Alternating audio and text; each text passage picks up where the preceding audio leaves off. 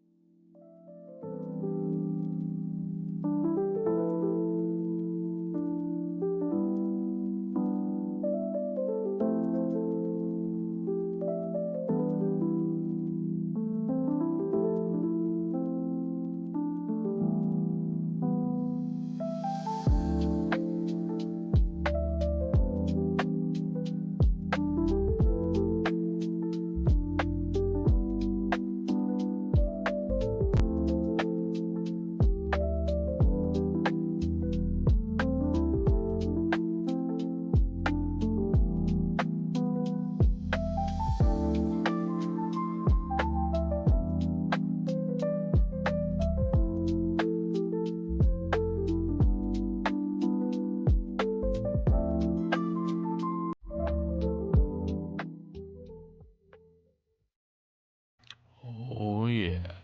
This is Sci-Fi Snob, and this is the Top Lofty Lounge for a smooth show for you today. Oh, yeah, baby.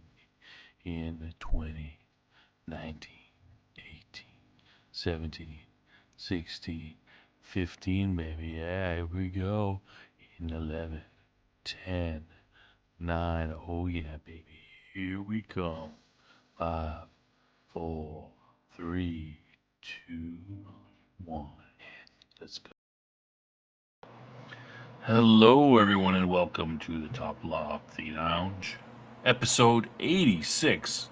Has already been that many? Conversations for the Elevated. Welcome to all my fellow snobs. I'm your host, Science Fiction Snob, and this week on the program, we're going to talk about I'm calling it the state of science fiction. But, we're really going to be talking a little bit about some big properties and what's going on with them, what's been going down in the mainstream science fiction. Yeah. But before we do that, let me introduce my co-host. He is the original series to my next gen. It's Cam. Say hello, Cam. Good evening, science fiction fans. Good evening. Good evening. Yes. We say hello to everyone in the chat. Okay, Darth Brandon is in the chat. I don't know. Have you seen Darth Brandon before? I don't see Darth Brandon now. Where the very top? It didn't show up for me. Oh, okay. Well, he says here. Let me put it up so that everyone sees it. He says, "Hail, y'all! Hail! Welcome, welcome." Snugs is in the chat. James is in the chat. Good to see you. Outpost Nerd is in the chat, being chopped liver. I guess I'm chopped liver. So he's chopped liver today. All right, right on. So there must be something going on with the chat. It's something weird. Did he say hello and I missed it? It's not in there. Well, I didn't see it either, but anyway. Something's going on. Maybe weird. Weird. All right. Snugs. I mentioned Snugs before. Dave is here. Good to see you, Dave. Yeah, good to see you. Saying hello to everyone. Hey, PB. Memo Morte is here. All right, right on. Did PB just jump in? He did. Okay, I think, did I get everyone? James, yeah, I'm good. PB just jumped in. Oh, and of course, whoops, went a little fast to that. PB is in the chat, of course. Death Angel Shadow jumped in. He's Cam's second wife. Yeah. And Weatherman's here, even with his migraine. Good to see you. Good to see you, brother. Good to see you. Yeah. All right. So, Cam, what did you do this week to increase your sci-fi snobbery? Increase your sci-fi knowledge? Well, I delved into. Well, we're going to talk about this later, I guess. But I delved into some Star Trek stuff this week. Did you? Mm-hmm. Is that Star Trek Continues?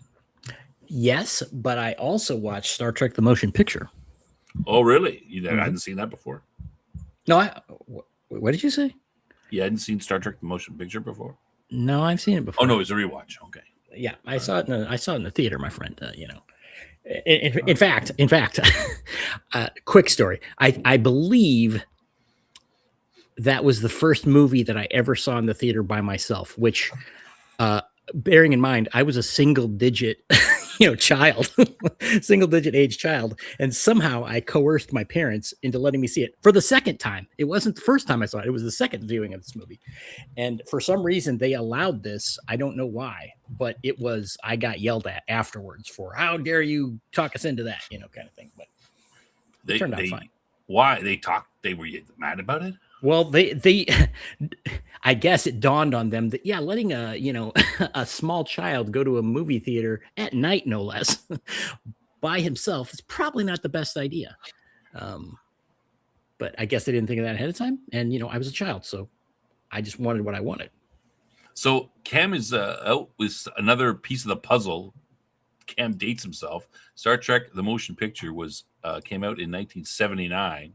Mm-hmm. Cam mentions he was in single digits, so you can start to. That's right. I was 2 years old. Do your thing. Well, whatever. Sure. Was it during the silent picture era? Well, little after. So when I was in school, we would do a break. Like everyone we'd have a study break during exam routine. We'd have a study break, and one time we watched. Somebody had Star Trek: The Motion Picture. They had a video copy of it, and it was like they didn't call it a director's cut or whatever, but it was on the box. It said with 12 minutes more of unseen footage, right? And so we're like, all right, well, let's watch this, right? So anyway, the 12 minutes are 6 minutes. Circling V'ger. 6 minutes of it are at the beginning where they can't use the transporter, and and Kirk flies around the Enterprise. So there's 6 minutes of that, and the other 6 minutes is flying through V'ger with all the colors, and it's like it's a kaleidoscope sort of. Yeah. Hey, let's CGI guys go crazy. So it was, and at the end, people were like, "Oh my god, I don't believe this. That is brutal." Complained afterwards. Yeah, it was pretty funny. Yeah, it was. Who was asking? I'm sorry. Dave was asking if it was the theatrical cut or the director's cut. It was the director's cut. It was on DVD that I watched it, but I honestly can't remember what the theatrical one was, the differences, but like you said, it's just these, kind of extended scenes. That's the extended 12-minute version. Right. That was on a VHS. We watched that, but I'm dating myself there. But yeah, so I mean, I don't know if I don't think it was a director's cut. It didn't say that on the box. It said it was like something like some special different, but not quite.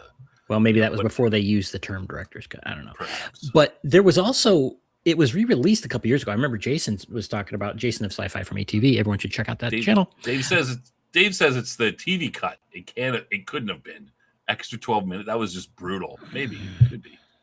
Maybe they're trying to squeeze it to 3 hours with commercials or something. Maybe. But anyway, it was apparently when they re-released it in theaters, there was something different about that too. I don't know if it was remastered or something in some way, but anyway. PB says Wrath of Khan is the best Star Trek film. Arguably, yes. I happen to think that myself. I tend to agree, though. I did think that First Contact was pretty good, surprisingly. But Wrath of Khan, what Undiscovered Country was good too. Yeah. Well, I mean, we could get into this later. I would probably go with Wrath of Khan, but that's not what we're supposed to talk about. But okay, we'll come back to it. All right. Well, let's just talk about. Let's just quickly go. What? I love your cat. Hold on. Where's that squirt? Beat it, cat. That cat is going in to get fixed, but I think we need to. Clearly something. Yeah, they want to. Can't get surgery until the 12th of February. I think it's going to have to be sooner than that. I mean, yeah, there's people go over their first movies that they watched. Power Rangers, Beastmaster. Yeah. These first movie Solo. Yeah, Solo. I don't even remember my first one.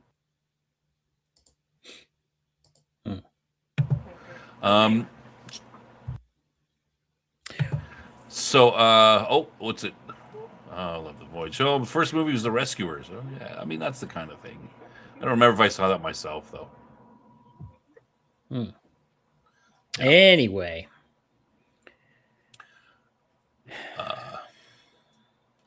I don't spray. Yeah, you squirt the cat with water. okay, the cat has derailed everything. Yeah. We're getting rid of the cat. I'm bringing in Well, the B deal, team to get rid of the cat. But deal with your cat problem. I will make an announcement it's here. It's dealt with. Go ahead. Okay, I noticed that Sci-Fi Snob Channel is back up to 663 viewers after it is embarrassing reduction of the last week. A reduction of 2. Yeah, we're just squeaking along here. Well, speaking of big announcements, is there something you'd like to talk about? Yeah, well, not really. I was just going to go over what I did this week. Oh, but nobody cares about that. Oh, yes, they do. Okay. Oh, okay. The ongoing saga. I remember you asked me about this last week. So did we watch Deadpool and Wolverine and Kick-Ass? That's the question from last week, and the answer is no.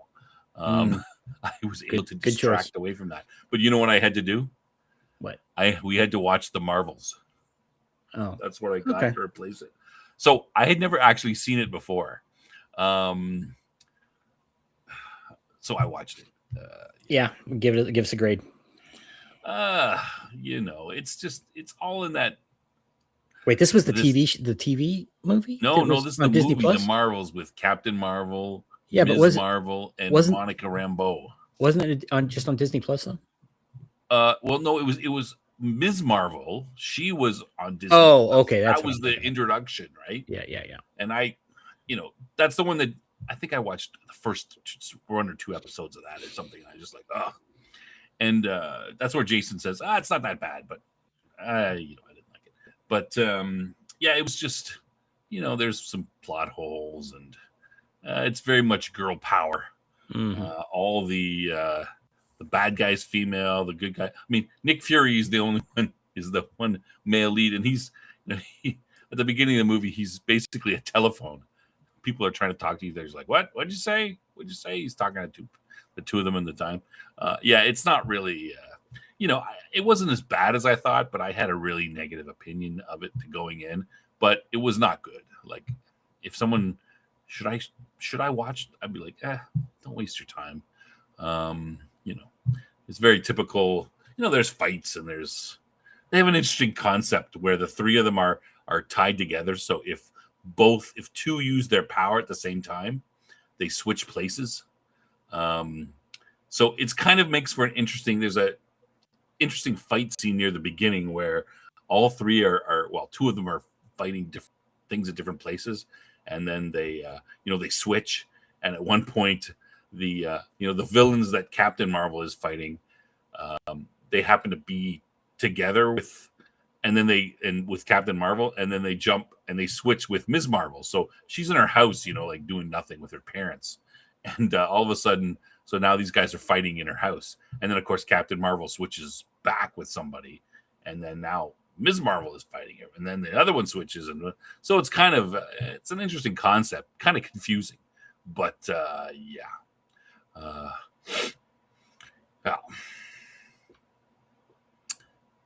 not really. I don't know. I don't particularly want to spend too much time talking about it.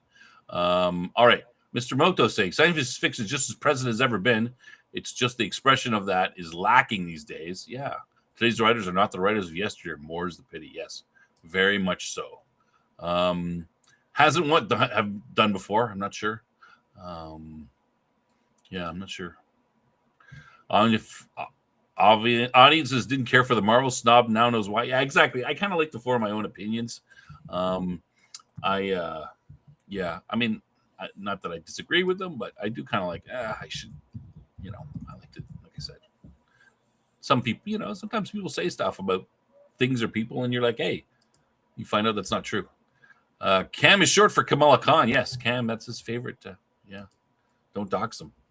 Yeah. All right. So, yeah, that's what I did. Okay. Yeah, I do want to make an announcement. What's the announcement? Cam, what's your announcement you wanted to make? No, you are to make the announcement of the what? Babylon 5 show on January 28th of this year. In just a little over a week, we have a very special episode, not like an after school special, though.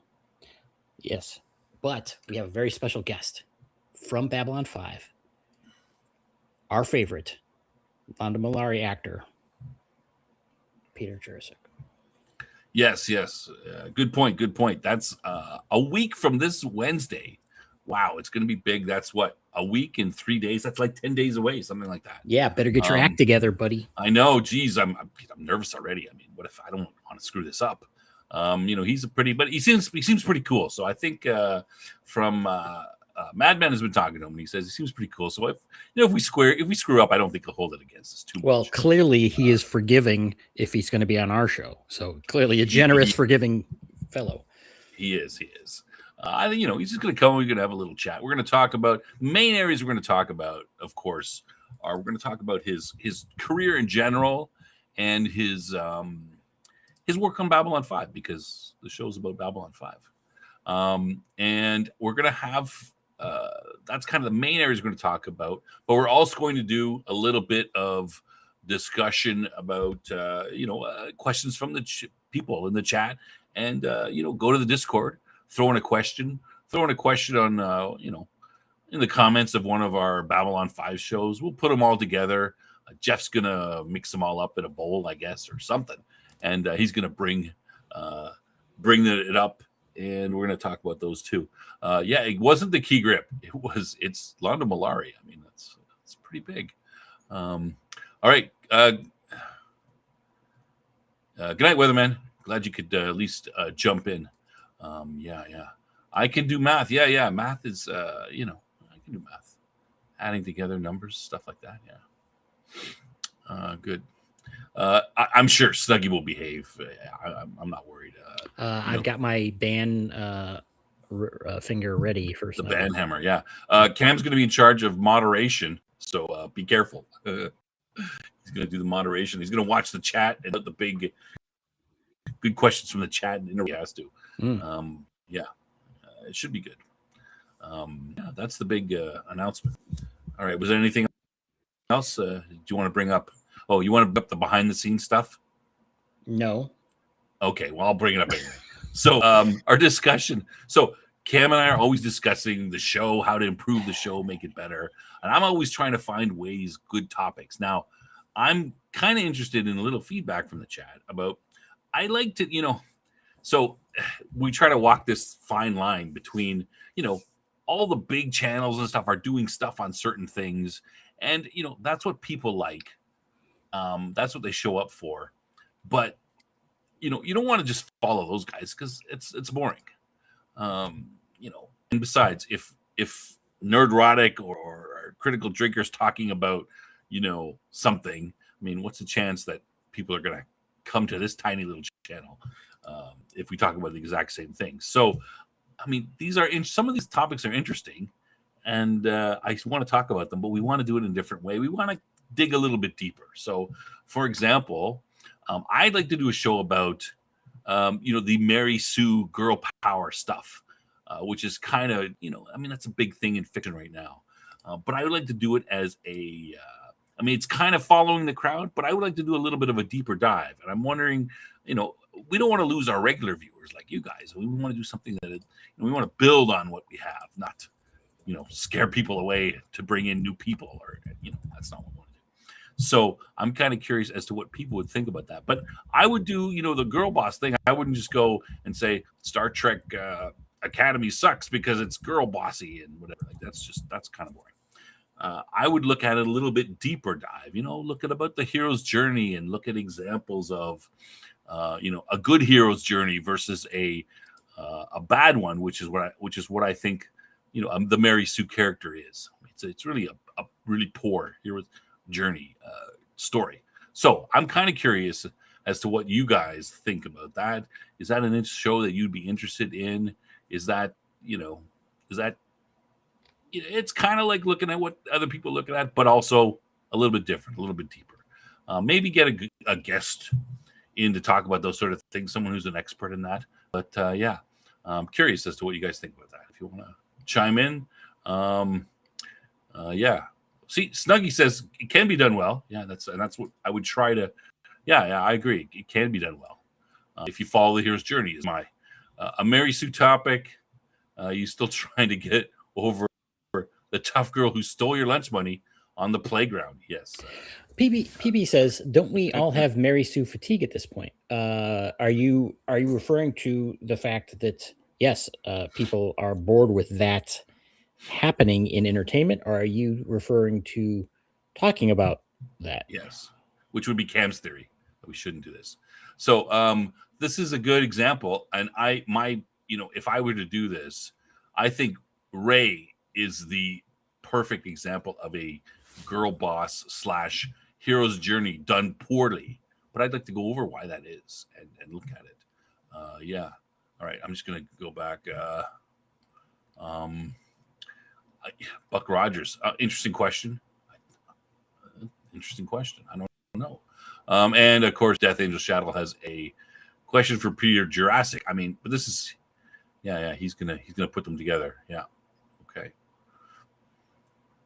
So I mean, okay. I mean, these are good points.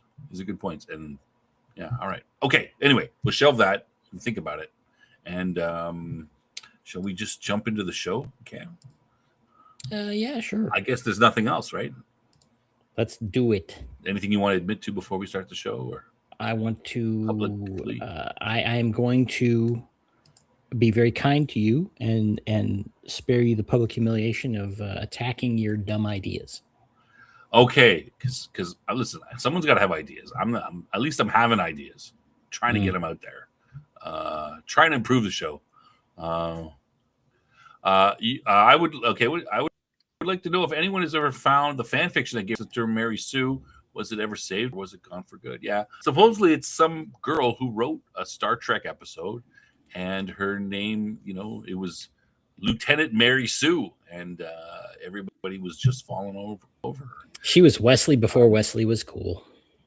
Yeah, it was never cool though. The Twilight series is a good example of a not quite a Mary Sue, but different. Like self-insert. It's a self-insert. Yeah, it's complete self-insert. Yeah, like the way that men and women in general, right? Not all women, but the way men and women in general read fiction and how they relate to it is different. It's the old Lego story. You heard that one, Kim? Yes. So the Lego story is that Lego is. I'll tell it again for anybody who hasn't heard it.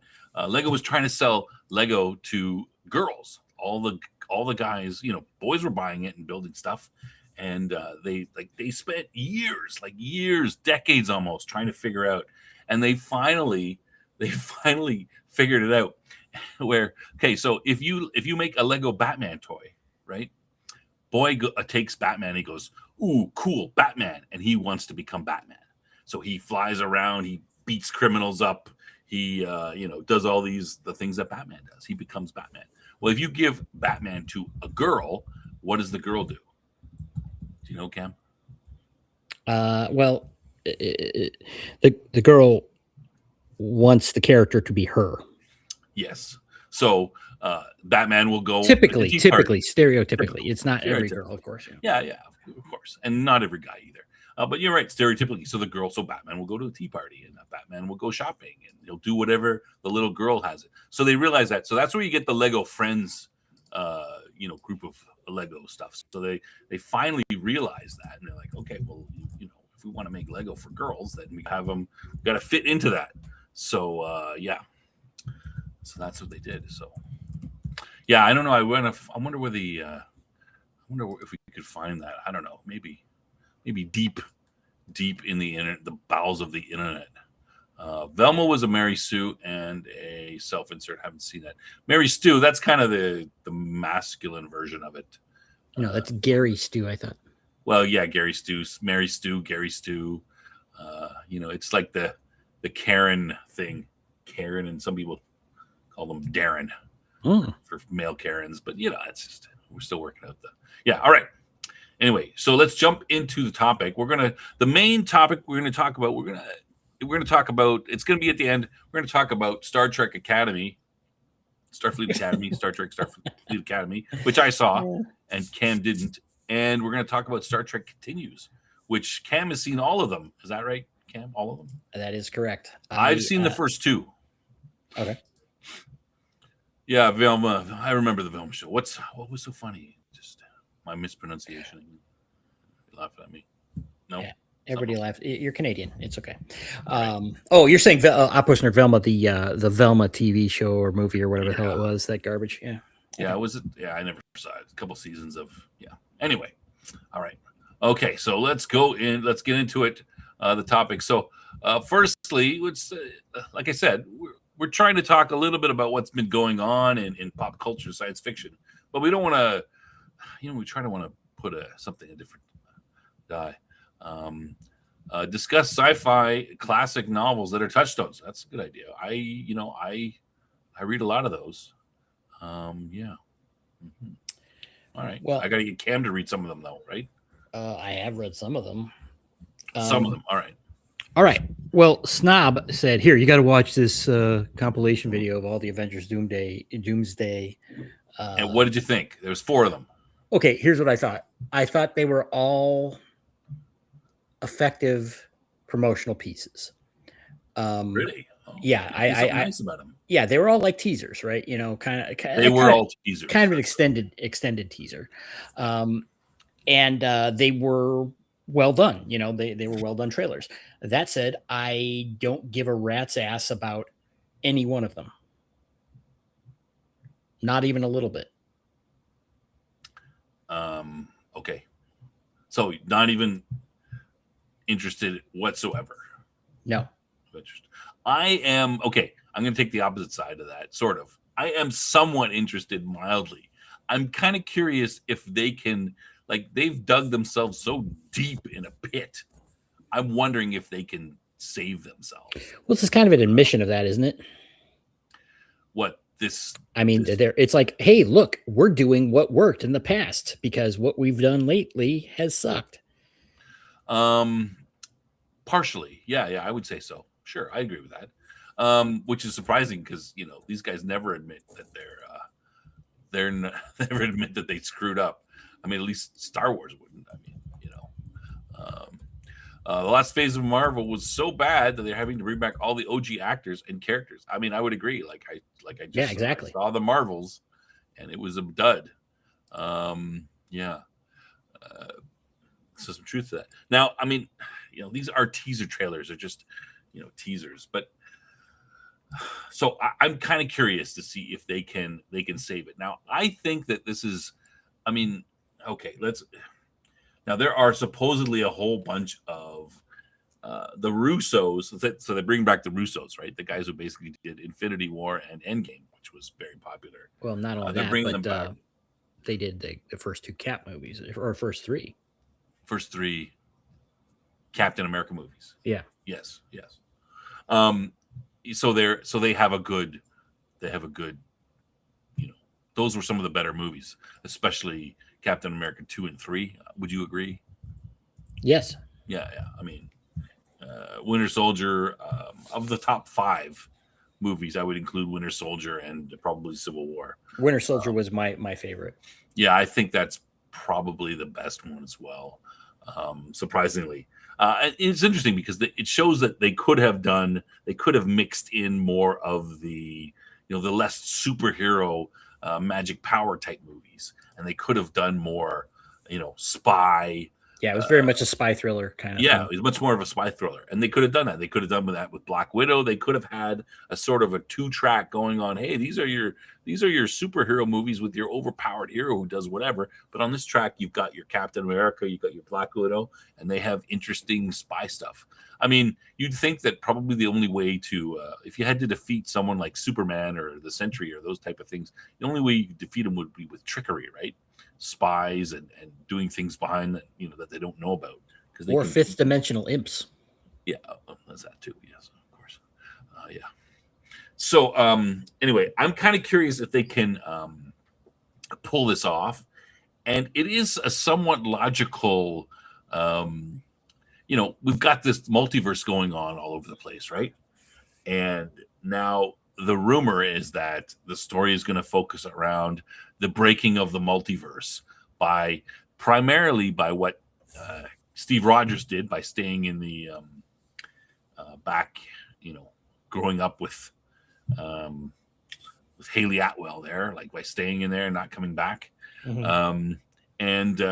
That's the rumor. And there's a couple other things too that might have broken it, even just giving the Infinity Stones and doing the time travel through the quantum realm might have, fractured things and that kind of stuff. Any number of reasons. But the main one that everyone focused on is the Captain America one, because that's the biggest one, right? So yeah. Excuse me. Sorry. So that's what the rumors are, but there's none of this is confirmed. The Russos have said that there's more to the teasers than meets the eye, and quote, what you've been watching for the last 4 weeks are not teasers or trailers. They are stories. They are clues. Pay attention. Now, is that true? Maybe it's a bunch of BS to have people go crazy over the trailers, which kind of has happened, and everybody's been trying to dissect them and find out all this stuff. But who knows? I mean, there's other rumors about the show saying that they started filming last year, but some of the actors the rumors were coming out that they don't even have a full script yet. Like they're doing this. Okay, let's everybody get together, fight. And it's like blasting each other and all this. And they're like, and eventually we'll figure out the story that's going to happen, why Captain America is fighting Dr. Doom or whatever. That would be an extremely bad move. That's what they've been doing the last several years, reportedly, with these flops that they've been making. And like the She-Hulk story, TV show, apparently. It's like they just had scenes and then they're like, well, we'll figure out how to stitch these together at some point. Yeah. So, Mr. Milktoast, I like multiverse. I don't like trying to end multiverses. It's a fool's errand. We're going to talk about a multiverse thing coming up. Yeah. So now a lot of Cam, you were the comic book guy. Mm-hmm. Do you know? I mean, I don't know anything about. I don't know if you know. You're more DC than Marvel, right? True. So, do you know you might not know any. Do you know about the Time Runs Out? The Marvel storyline from I'm not 12. So the rumors are that this story is being pulled from the Time Runs Out series from Marvel, which I think was 2012. It's the New Avengers and the Avengers kind of mashes together. And I mean, I read through it, the synopsis of it. I mean, there's a lot in there. But that's supposedly where it's coming from. So if anybody knows a little bit more about that, maybe it talks about multiverse incursions and different groups getting together. I mean, there's no way they could do this in a movie. There's the Black Swans, the Black Priests. There's Tony doing off a bunch of Tony Stark is still in there, and of course we know that he's dead and he's not coming back because he's going to play Dr. Doom. So they, it would be very loosely based on this, but that's the rumor. It's adaptation, a very loose adaptation. So, I mean, if you know anything about the Time Runs Out, then maybe you've got a hint as to what sort of things that they're looking at in the storyline. But it's basically these various incursions happening on Earth and groups going around to try to, to destroy different multiverses, which are incursioning on their multiverse and trying to save the 616 universe, which is the main Marvel universe, all kinds of stuff. I mean, we'll see. Who knows? Like I said, it's all rumors. I mean, I like the idea of our heroes screwing up the multiverse, and then they did something to Doom, and then Doom's gonna now do something about that, and then to pull all the other properties that they now have access to, Fantastic Four, X-Men, and pulling them all into the universe to try to stitch them together like that. But it's pretty big. It's a pretty tall order. I don't know if this is exactly how I do it. There seem to be, Cam, would you agree? The biggest problem that that DC had was they tried to ape Marvel, but they tried to do it instead of taking 10 years to introduce Superman and Wonder Woman, Batman, all these sort of characters, with separate movies, and then bringing them together in an Avengers Justice League style. They just tried to push them all together too fast. Well, that's definitely the case with DC. Yeah, they didn't. Marvel built up, and I'm not sure that they had a cohesive plan to begin with. Iron Man, actually Hulk, I guess, came first technically, but Iron Man was the one where things really started rolling, and they, then they built up from there slowly, which worked very well. DC again was not doing well, and then they tried to jam things together. And the biggest example of this is the Batman versus Superman, where they tried to tell a story that was essentially Dark Knight Returns, which is built on a foundation of decades of Batman and Superman in the comics being buddies, and why that story mattered. And these morons completely misunderstood or didn't care about why that story would resonate and just jumped to some bastardized version of it, blowing potentially good stories. It's not just, oh, this story sucked. It's, you've now made it so you can't do it right. It's opportunity cost kind of thing. Yeah. So my feeling is that this Avengers Doomsday is a little bit like what DC did. They're making the same mistake. They're going to try to throw too much stuff together all at once and not build it. But that's because they're already, they basically started the Kang dynasty type thing, and they aborted that because the guy was, charged with some sort of crime. Yeah. And they wanted to fire him. And so now they've switched gears. But instead of starting at the beginning, they're like, well, we're halfway through. We're going to have to. So, we'll see. We'll see what happens with that. Gun Superman was still the best one since Superman 2. I don't know would you agree with that, Cam? I know Jeff likes Gun Superman. We were not as big a fan, but. No, I think, okay. We had a whole episode on this, which people can go back and watch. Please do, because Snob needs the views. But I thought it was okay. It was generally entertaining, but it wasn't good. It won't hold up over time. It was like, oh, and people were very excited about it because it didn't suck, outright. And then, but I don't think it will stand the test of time. Again, it was entertaining. It was okay. It was fun in some ways. In other ways, I thought it was pretty lacking. But yeah, not great. I think I gave it like a 6.5 or something like that. Yeah. Snuggy says WW. I think you mean Wonder Woman. Wonder Woman was decent. Yeah, the first one was. The second one was trash. I didn't even see the second one. Yeah, don't waste your time. You know why? Pedro. What? Pedro Pascal. Yeah, it's garbage. My theory about modern writing, this is it's because the quote modern writers that they hire they're hiring the cheapest, youngest people they can find, and those people have no idea about the classics or how, like someone else said this, modern writers, they're part of their classics are, like Harry Potter and stuff. That's how they get their writing from, not from writing the classics. But that's someone else's theory, but I think there's some truth to that. And I try to get my kids, hey, we should be reading these classics. Mr. Milktoast is going to defend Superman Quest for Peace. Okay. I wouldn't. Disney did the same thing the MCU did. Didn't follow the source material at all. Names and places, nothing else but shiny images. And not willing to do the work. Jeff is such a fan. He's got both the popcorn buckets for Superman, the gun. Yeah. $80 for popcorn. Oh my, yes.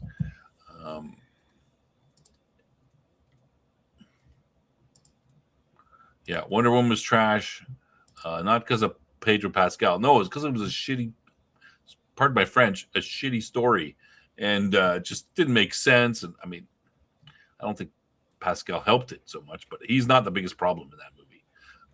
By far. I'm just saying why Cam hates him, but I don't particularly like him that much myself. but he was not the biggest problem in that movie. The writing, the CGI, everything. It just he didn't help though.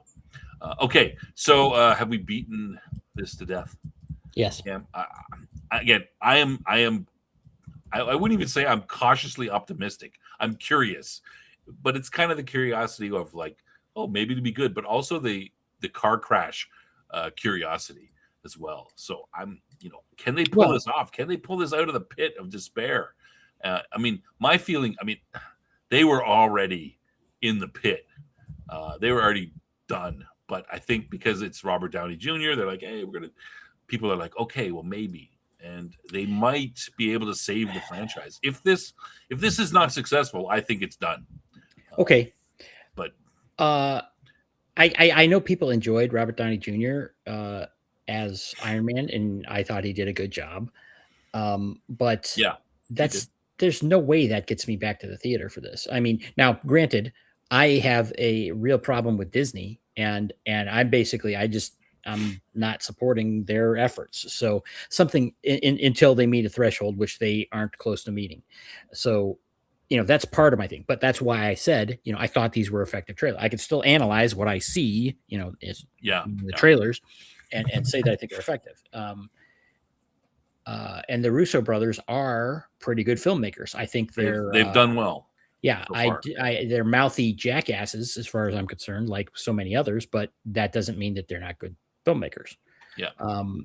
So, but I'm just not interested. I mean, welcome, Madman.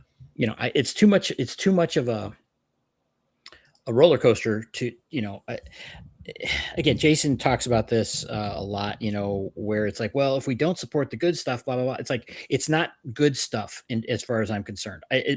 Not crap is not good enough. It's not good enough to bring me back. You gotta prove that it's not crap too. Yes. They've dug a hole for themselves and I'm not about to help them out. Like I said, but if someone else says, hey, great, I'm just looking for some entertainment, I just want to watch it and have fun, that's more power to you. But that's not what my position is all I'm saying. Yeah. PB is taking me to task here. Why would, when someone proves it's consistently bad and they continue the same formula, why would you magically assume anything different? That's hoping against proven reality to prove a point. I agree. I'm not hoping against reality. I am taking the positives and the negatives, and the negatives is what they've done so far, but the positives are that it's the Russo brothers and they've had successful projects before. But I'm not saying it's going to be good. I'm taking the Cam is like, no, I'm done, and I'm like the wait and see. But that doesn't mean I won't. If it's bad, then that's it. I think it's over. But there's positives, like they have the Russo brothers back. Maybe they can pull off a miracle. But negatives, I mean, they seem to be shooting the movie without a script. That seems to be bad. So, I mean, I would say that the negatives so far outweigh the positives right now, for me personally. But like I said, I'm still kind of a wait and see attitude. I'm very curious to see, like I said, like watching a car wreck. I agree with Cam. Robert Downey Jr. did a great job as Iron Man. That doesn't bring me back to see. I'm not going to see Avengers Doomsday because Robert Downey Jr. is into it. Will he be a good Doom? I don't know. Maybe. Was he a good Iron Man? Yes, but that doesn't necessarily translate. I think when I talk about that, if I mention bringing Downey Jr. back, I mean it's going to resonate with the majority of fans, not necessarily with me. But people might say, "Oh, they're bringing him back, so it's going to be okay or good." Yeah. I don't agree with that necessarily. All right. Marvel Doom. Of Monopoly of these IPs for decades to come, there'll always be another movie remake sequel. It's a good point. Until we get tired of it. I don't think Doomsday will make 1 billion. I don't think it will be well liked by fans or casuals. I know that's the curious thing. Will it or won't it? I'd say that right now it's against it. It's not. It's uphill battle. And Snuggie agrees with Cam. Megacorps are entitled to our money. Yes, we are pay pigs for the Megacorps and tax farms for the government. He means not entitled to our money. Sorry, so he doesn't agree with Cam. No, Cam doesn't agree with that. There are no positives. I am being neutral to prove a point to Cam. I'm being, like he was last week with me. I'm taking the devil's advocate portion. All right. Are we good, Cam? We move on. Mm-hmm. What's next? All right. Okay. This is my thing. All right. So Primal. Cam, have you watched it yet? No. No. Oh. Okay. So you know who Gennady Tartarovsky is, right? Yes.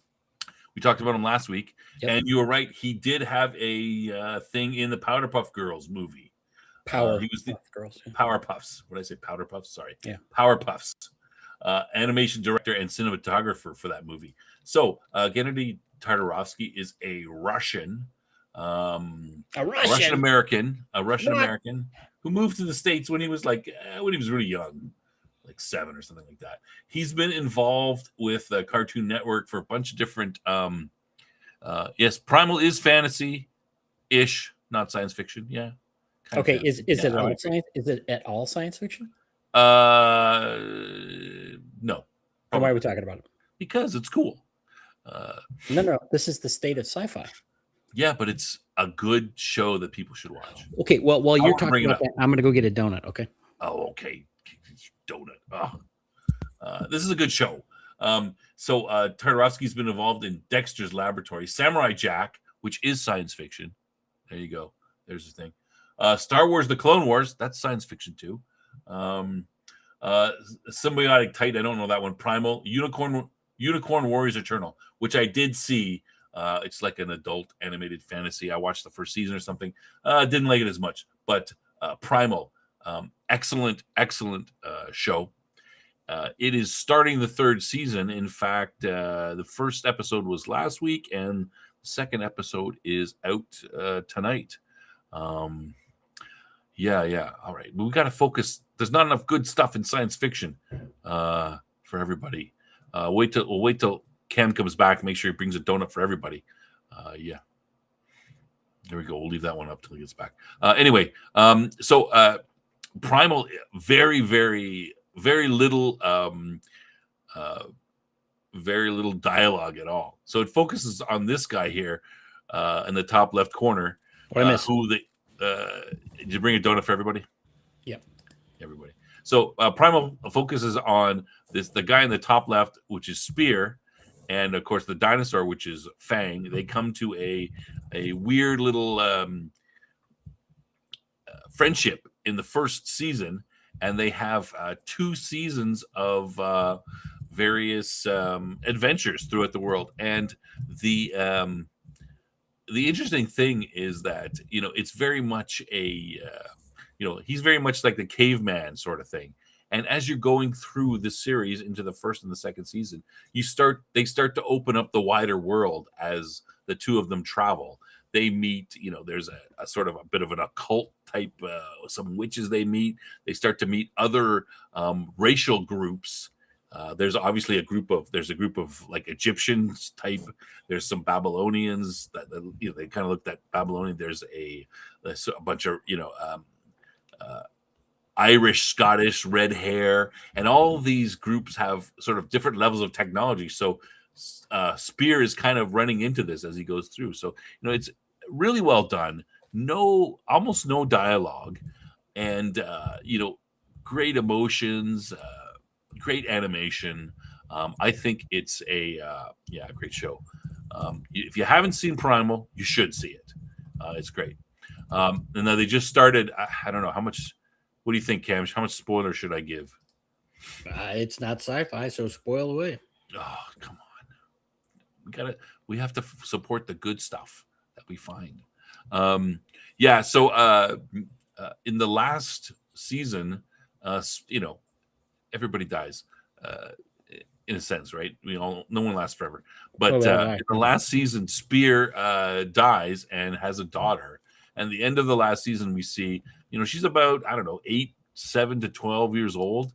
And that's the last scene is her riding a dinosaur. But at some point in the first episode, beginning of the first episode, basically somebody brings back Spear as a kind of a zombie looking thing. They use magic, and bring him back. And the first episode, he's kind of like walking around going, killing things and sort of like, hey, what's going on? So we don't know what time it is. We don't know when Spear is back. Is his kid already grown up? What's going on? They do a good job of slowly revealing this. So, in fact, it's a good show. Yeah, it's not only not science fiction, it's anti-science. No.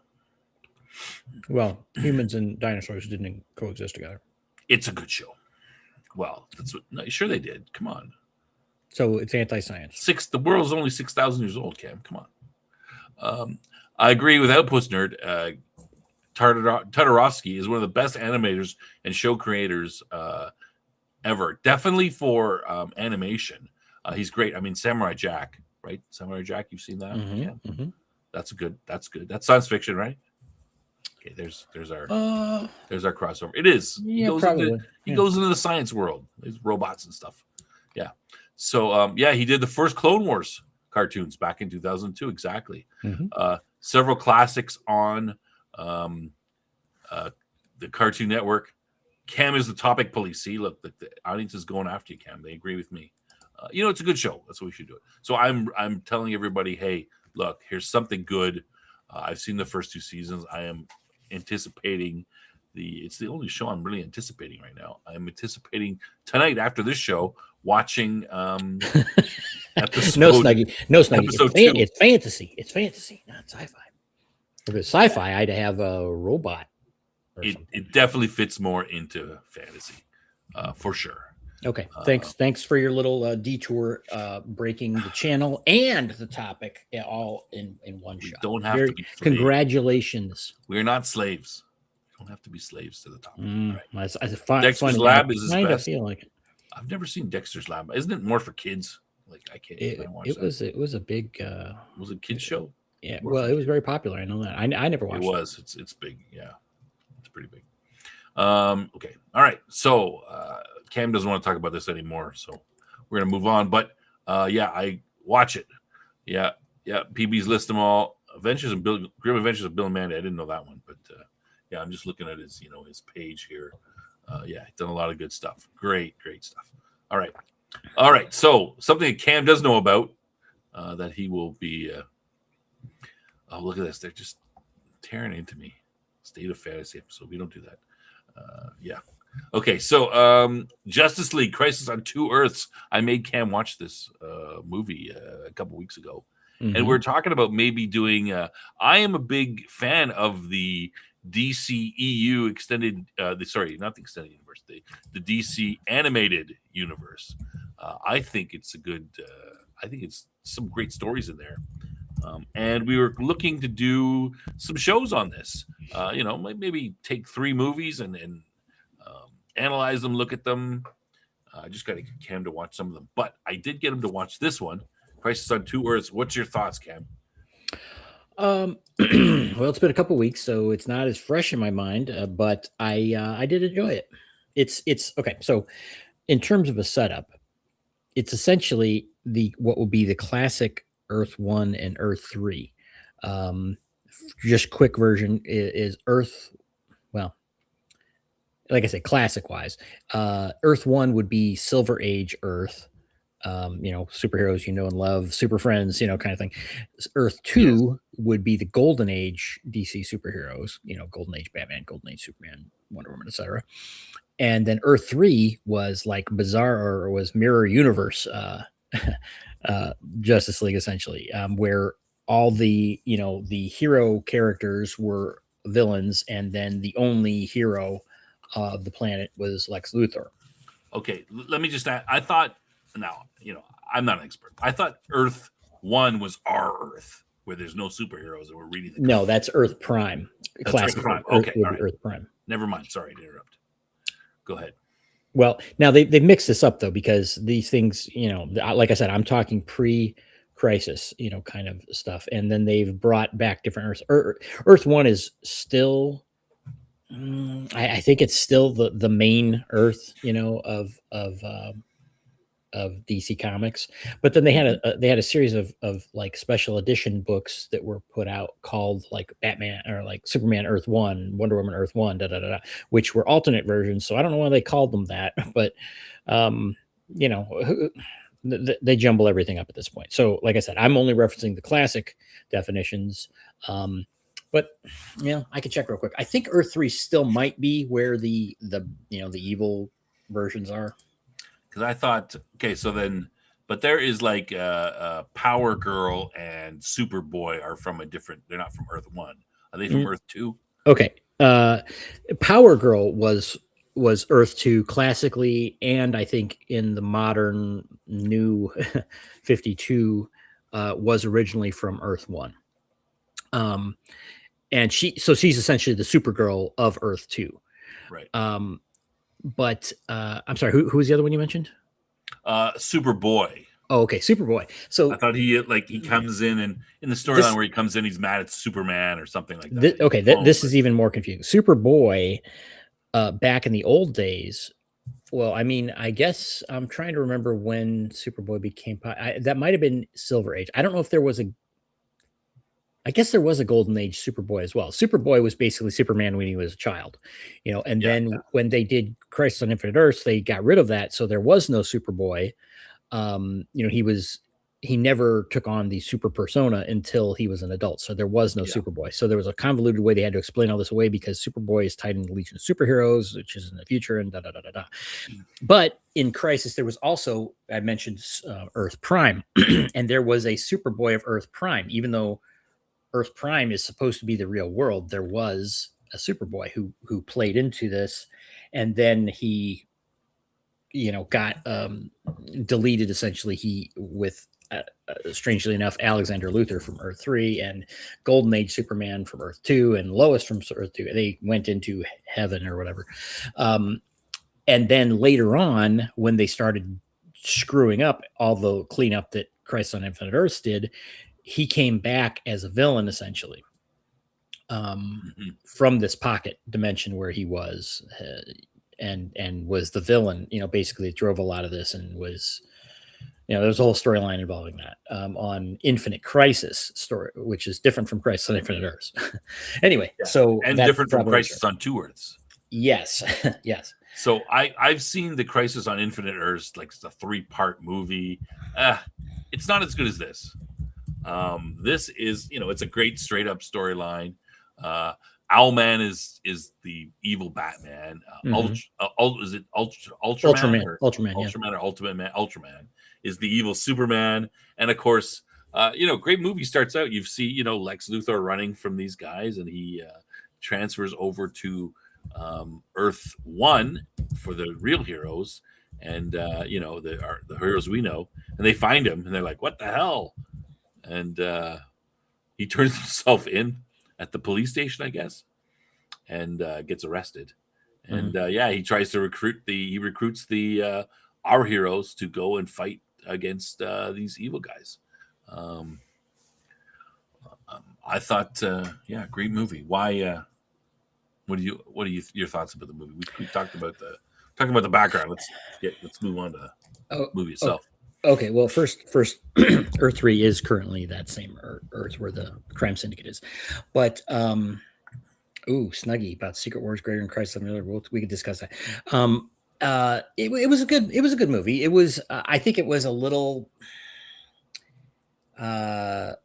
basic, you know, in terms. It's basically, we're gonna recruit the good guys and go and fight the bad guy versions of them on their Earth. You know, it was a pretty simplistic storyline until you got to the Owlman stuff.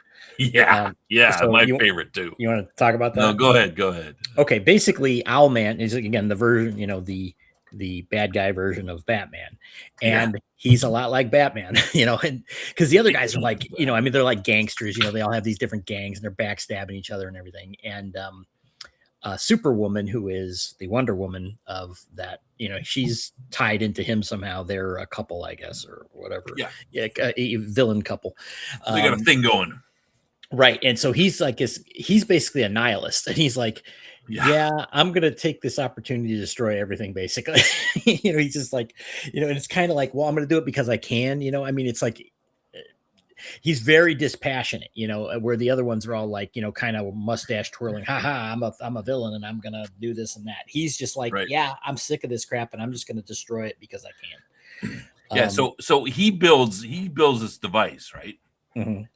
And he is going to he doesn't tell bad Superman what the device is for or anything. He lies to him. But the reality is he's, if he takes it to Earth, I guess it's Earth Prime or whatever, some Earth that's been destroyed. There's nothing there. That's where the final battle happens. If they run the machine, it can destroy the entire multiverse, everything. And good Batman says, hey, why do you want to do that? Sort of, and he's like, just to see what happens, kind of thing. And that's why Wonder Woman, evil Wonder Woman, likes him. She's like attracted to him because he's so evil. He's just he doesn't care at all. Yeah. So it was interesting because you'd think she'd be attracted to Superman, but no, she's like, oh, you're so evil, and she's like turned on by it. Well, there was a whole thing in DC where, because again, there was in the past there was this kind of thing with Superman, Wonder Woman, and they kind of got into that more in the post-crisis era. Even though Superman ended up marrying Lois in that time, but then again they redid some other stuff, and Superman and Wonder Woman were a thing. But then they got into Batman and Wonder Woman being a thing, and anyway.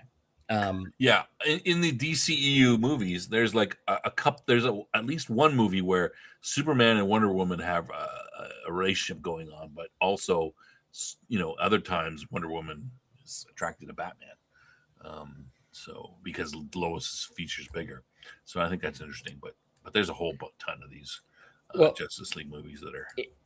They're well. Okay, I'd like to sidebar here for the chat a little bit, where they're talking about the multiverse things, and PB mentioned about multiverse is lazy writing, it's ruined creativity stories. Yeah, and I generally agree with that.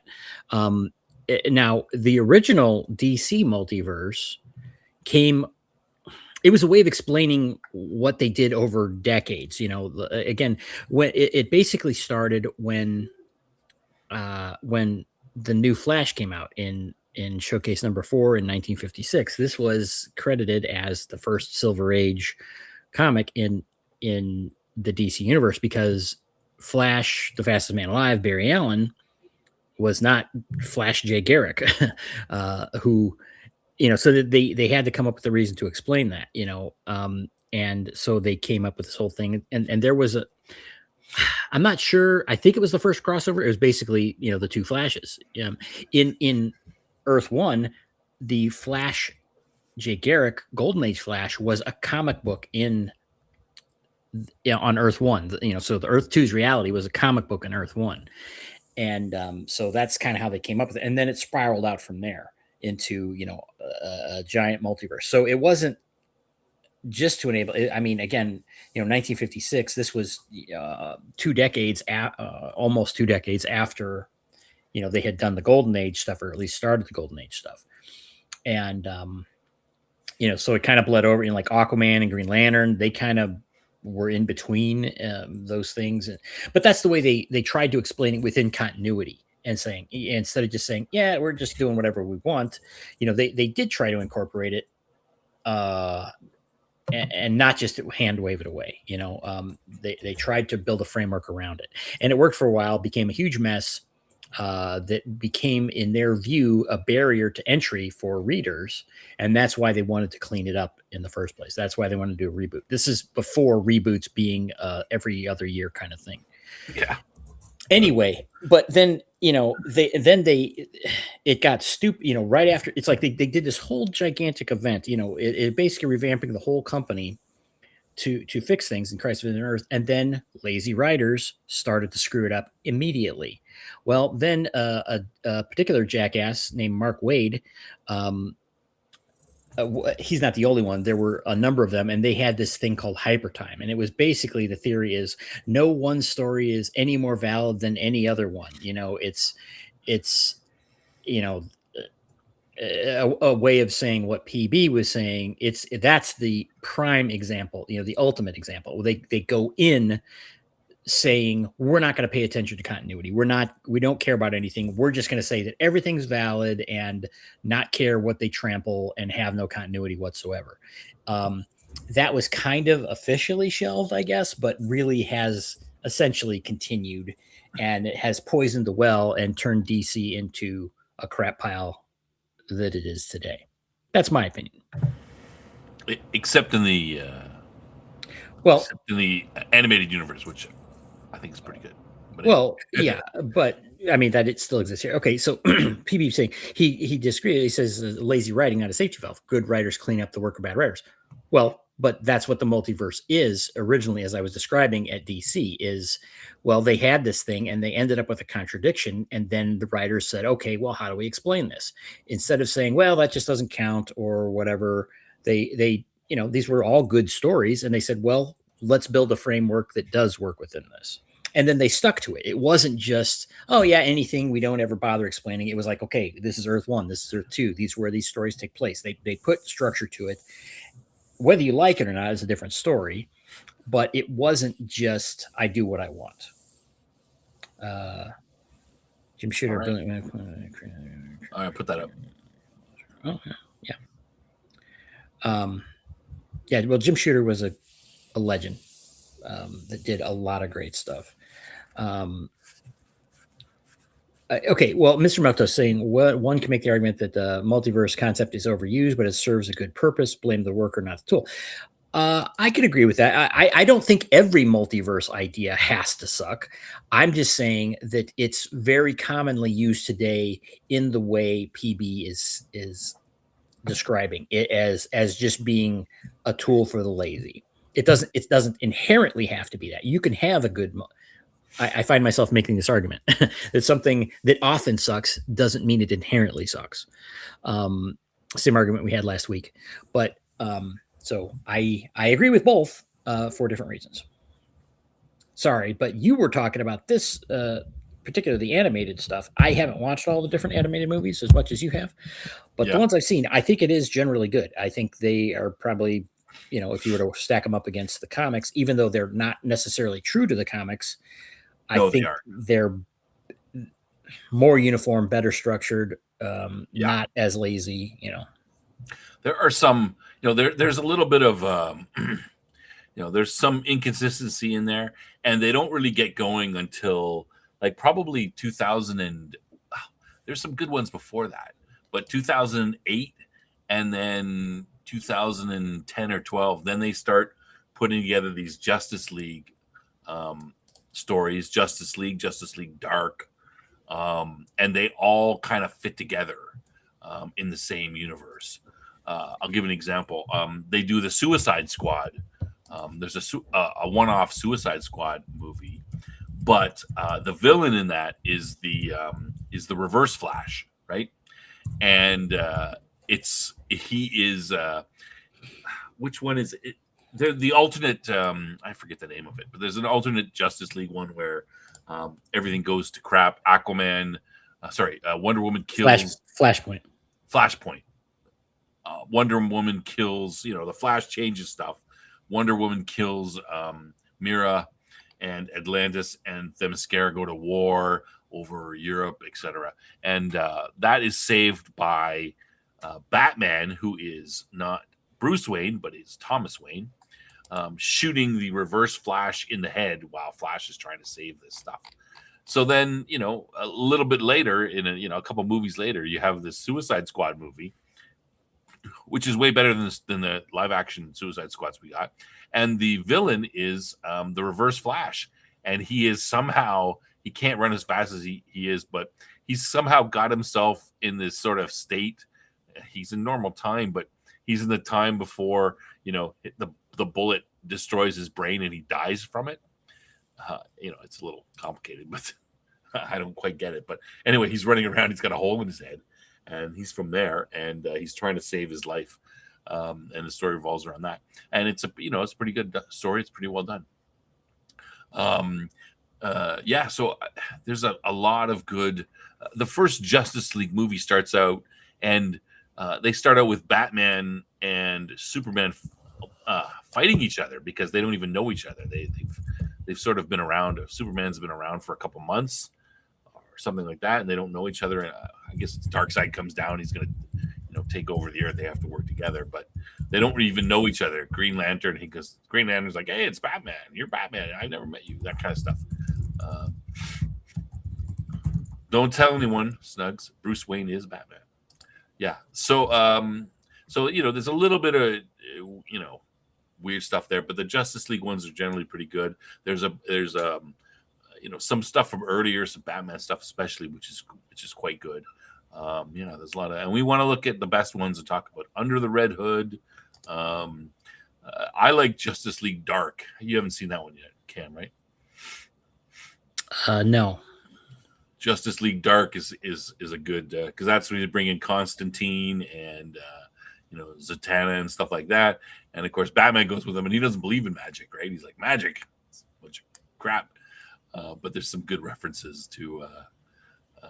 They go into this. I've told this before. One scene in the movie, they go to this guy's house to get the thing that they need, and he's got cancer and he's dying, and there are these, basically death. A couple of ghosts that look like classic Death are waiting outside for him to die, and of course Constantine and all of them can see them, and they're sort of talking to them, but Batman doesn't see them, and they're like, so then they have a little exchange, and then they go to Batman, and he goes, yes, the specters look at Batman and they go, this one has escaped us many times like this. Of course Batman can't see him, and then he just goes like he pushes his head towards it forward and goes boo, and they all jump back. They're like, oh. So even Death is scared of Batman.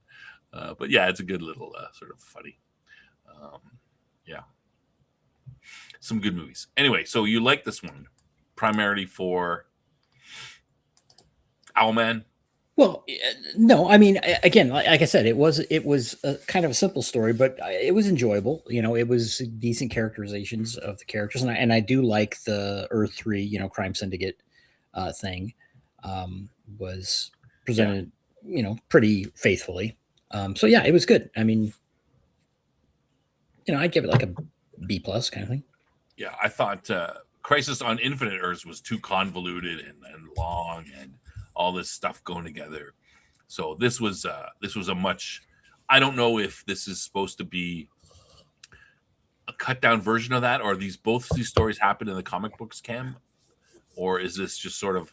I'm sorry. Did you ask if this was a cut down version of Crisis on Infinite Earths? Crisis on Infinite Earths. Or it is beforehand, and it's just there were stories like this similar to the. I'm not sure I read them all before Crisis on Infinite Earths. I know there was at least one or two, and then there have been after. But so this is not actually dealing with the nothing to do with any of that, right? Correct. This is just hey, this would be a good story if there's a bad. Let's put it together. We'll call it Crisis on Two Earths because there's. Yeah, they're obsessed with using the word crisis incessantly. So, but yeah, it does not relate to Crisis on Infinite Earths. And Crisis on Infinite Earths came after this one, I believe. Is that correct? I don't know. In the animated movies, you're saying? Well, in I don't know, in general, in the animated movies, yes, because Crisis on Infinite Earths just came out 2024, 25 or something. In the actual comics, the beginning, I think it's the first issue. In fact, it's either the first or second. We see the destruction of Earth 3. It's obliterated. So in Crisis on Infinite Earths. Yes, in the comics. So yeah, so Earth 3 existed before that, but then they showed Earth 3. The crime syndicate, basically they were trying. Again, they had been the villains, and they were trying to stop Earth from being destroyed. They made note of that. So you saw Ultraman, and again, this was kind of cool for me because I had no idea who these characters are. I like jumped into comics with both feet when Crisis on Infinite Earths came out, like the month it came out. So I started picking it up and reading, and I had no idea what any of these characters were. I mean, obviously the Super Friend types I knew, but and the Flash I had read before, but this Earth 3, so I had no idea about this multiverse stuff. 1985, beginning of 1985. Okay, so hold on. I Yeah. Before you go, Crisis, which is that Crisis on Infinite Earths came out, or Yeah. just Crisis? Crisis on Infinite Earths was the first Crisis. Well, that's not exactly true. Really? I think there was That was mid 1980s. Jeez, I didn't know it was Crisis on long Infinite ago. Earths came out in January of 1985. I think that was I thought that was much more earlier than that. no. Now there might have been a story called Crisis on Two Earths though before this. I'll look that up as we're going. That's my assumption, is that the Crisis on Two Earths is just sort of a single story. Hey, let's bring these. This will be cool. Let's do a dark version, a mirror version of the Justice League, and have them fight each other. And then I thought Crisis on Infinite Earths was a much later sort of storyline. But yeah, I think that's correct. I'm looking it up here, but it was probably in the 70s or maybe in the 60s. But it's a good story anyway, and it's well done. The Justice League animated universe, in my view, are the best best done superhero stories ever. With the exception of some of the really, really good Marvel stuff, which is good, but the vast majority of these Justice League animated universe stories, the stories are great. They're well done. They're put together. I would put them up against your Winter Soldier, or your Civil War, or Infinity War. Any of those, they are as good as those. And there's so many of them. And the quality of them are just, some of the Marvel quality dips, right? But the vast majority of these, I'd say, are above average to very good. There's some great ones. Yeah. Cool. So that's why I like them. I like them better. As if you were to say, hey, I want to watch a bunch of superhero movies in the same universe, and I want most of them to be good, I'd say go watch the Justice League animated universe stuff. Okay, just for clarification, so it wasn't called that. Apparently, the first appearance of the Crime Syndicate was in Justice League number 29, the original Justice League in 1964, and the story was called Crisis on Earth 3. So that was the first one. So they just changed the name of it. Yeah, and essentially, I'm not sure exactly if all the story beats were the same, but same general kind of thing. Yeah, they've got the Batman ones. A lot of the Batman's good. Under the Red Hood, very good. Superman Red Sun, they've done a lot of good stuff. Yep. Yeah, there you go. QTcast mentions it there. Justice League movies tend to have a new cast every time. I don't think that's 100% true. Cam, do you? They have. I mean, sometimes some. I think there's Kevin some. Conroy is in a lot of them. They try to, and some of them are consistent. But you're right. Sometimes you have Nathan Fillion is Green Lantern. He's Superman, and he's been the Green Lantern as well. I believe. I think he's been Superman in some of them. Yeah, there is a little bit of changing of the. There's some consistency, but yeah, there's some changes. Okay, so Madman has given us the Crisis on Two Earths 1964 Garner Fox Justice League America entitled Crisis on Earth 3. Okay, yeah, there you go. So it was before. Yeah, just a good, one-shot storyline. You don't have to watch 3 movies that are all over the place, jumping all over. Yeah. I think Fillion is good as Green Lantern. I think he's the right voice for Green Lantern versus Batman or Superman or whatever. Kevin was in a lot, but not all of them. Yeah, you're right. There is some switching. I think they do try to keep the same, for whatever reason. But yeah, sometimes they are not able to for whatever. Okay, ready, Cam? Yeah. Let's move on to the main topic of discussion for the show. Starfleet Academy and Star Trek continues. Now, I kind of want to compare and contrast these two. And I had never seen Star Trek Continues until this week, where I watched the first 2 episodes. I know you've seen them all. But I did see the first 2 episodes of Starfleet Academy as well. So, Cam, do you want to tell us about Starfleet Academy? Nope. Do that one first. No?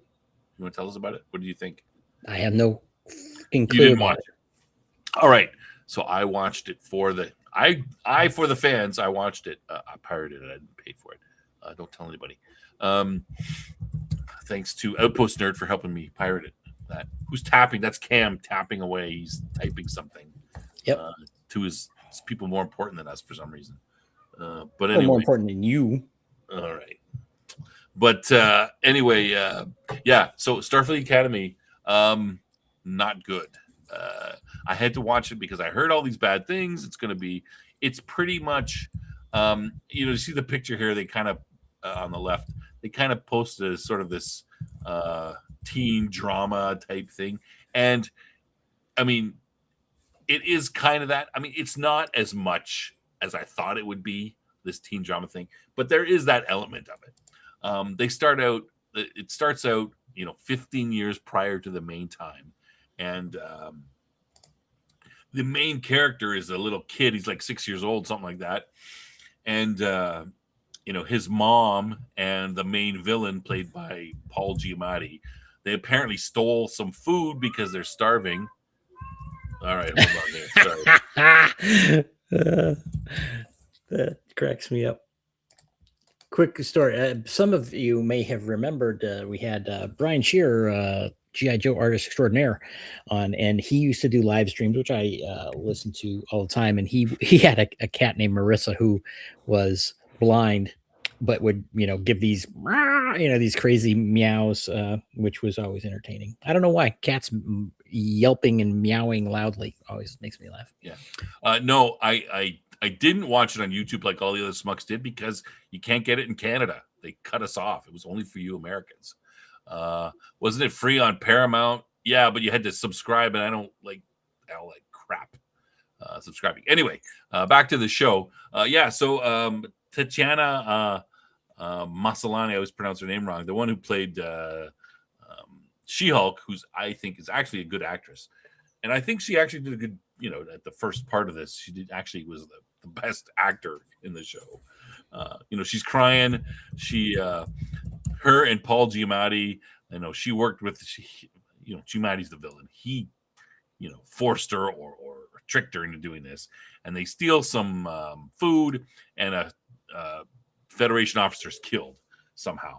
So Giamatti's going away for a long time, but she has to be going away too. She's got, oh, you did this. She didn't actually kill anybody, but and then Captain Ake, who's the main Holly Hunter, is the one who puts her away. She's like, oh, I tried to save you, but you gotta go. So they're like, no, you've left me, my mom. Don't leave me, mommy, type stuff. And then the kid tricks her, steals her comm badge, and uses it to blow a hole in the window and escapes. A 6-year-old kid escapes onto this planet, and this planet is in the middle of this giant dust storm. Like they're all, everything's shut down. They're all like, oh, there's a big dust storm coming. The kid escapes, and then at 6 years old, and then it jumps to 15 years later. He's 21, and he's hold on. Real professional snob. Damn it. So anyway. Hold on. Just let it go. It's fine.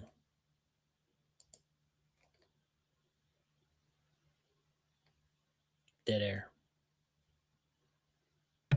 I need a real studio, or at least something with a door that closed instead of being here deep in the dugout. Anyway, so so then it jumps 15 years ahead. Holly Hunter, the captain, she's like some half alien. She's 422 years old. Anyway, she quit Starfleet because of what she did to this poor woman. I mean, it seems to be a little. And she's teaching kindergarten. The admiral comes to her and says, hey, we're going to start up Starfleet Academy again. We want you to head it up. She's like, no. And then the admiral goes, well, if you do, maybe you could be able to find this guy's mom for him. Remember how pissed off you were why you quit? And she's like, okay, I'll do it. So she does that. She gets the guy. She finds him. I guess he's in jail. He's captured by somebody. They're going to cut his arms off because he's a thief. and she gives him a place in Starfleet Academy, just like that, right? No nepotism or nothing, eh? So, and of course, he's the bad boy who doesn't want to be there, but he, just hoping to find his mom. That's how it starts off. It's kind of a little, right off the bat. There's some. I mean, she couldn't find this guy's mom for 15 years. She's supposedly in a Federation prison, and yet she can't find her. You know, the whole thing. So the whole storyline, the primary part of the storyline is going to be this guy finds his mom. Like, that just seems, yeah. So anyway, they're on this. They're all on the ship, and but they're not on Earth. They have to bring the ship to Earth, so they fly it. They fly toward Earth. It's going to take 15 hours at maximum warp. They're basically collecting the students, and they're going to go back to Earth. He sends a message to his mom through the secret channel. Somehow Paul Giamatti knows that and attacks the ship, and they have to fight to blow. They have to fight to blow it up. Everybody on the ship is useless except for these sort of main cadets, and they basically save the day. I mean, it's done. It's done reasonably well in a Star Trek way, but a bunch of cadets who are teenagers and have never been in Starfleet. It's their first time in Starfleet. They save the day versus the entire ship's complement crew can't do anything. Just sit there and go, these kids save us. It's a little bit. Yeah, Cam challenged me to find something good about the show. All right, so I'm gonna. Here I go. All right, the acting, it's okay. It's not horrible. It's reasonable. The sets are super big. They always spend a ton of money on them. They look amazing, to be honest. It's a shame that all this money for a Star Trek show, which the original series was scraping by with tape and trying to do things with nothing. They give these crappy shows all this money to do all this stuff with. The visual effects are pretty good, and the action scenes are relatively good. But I mean, the storyline, like I've just outlined, is pathetic. There's a bunch of there's some stupidity and stuff going on. Hold on, let me get something to throw.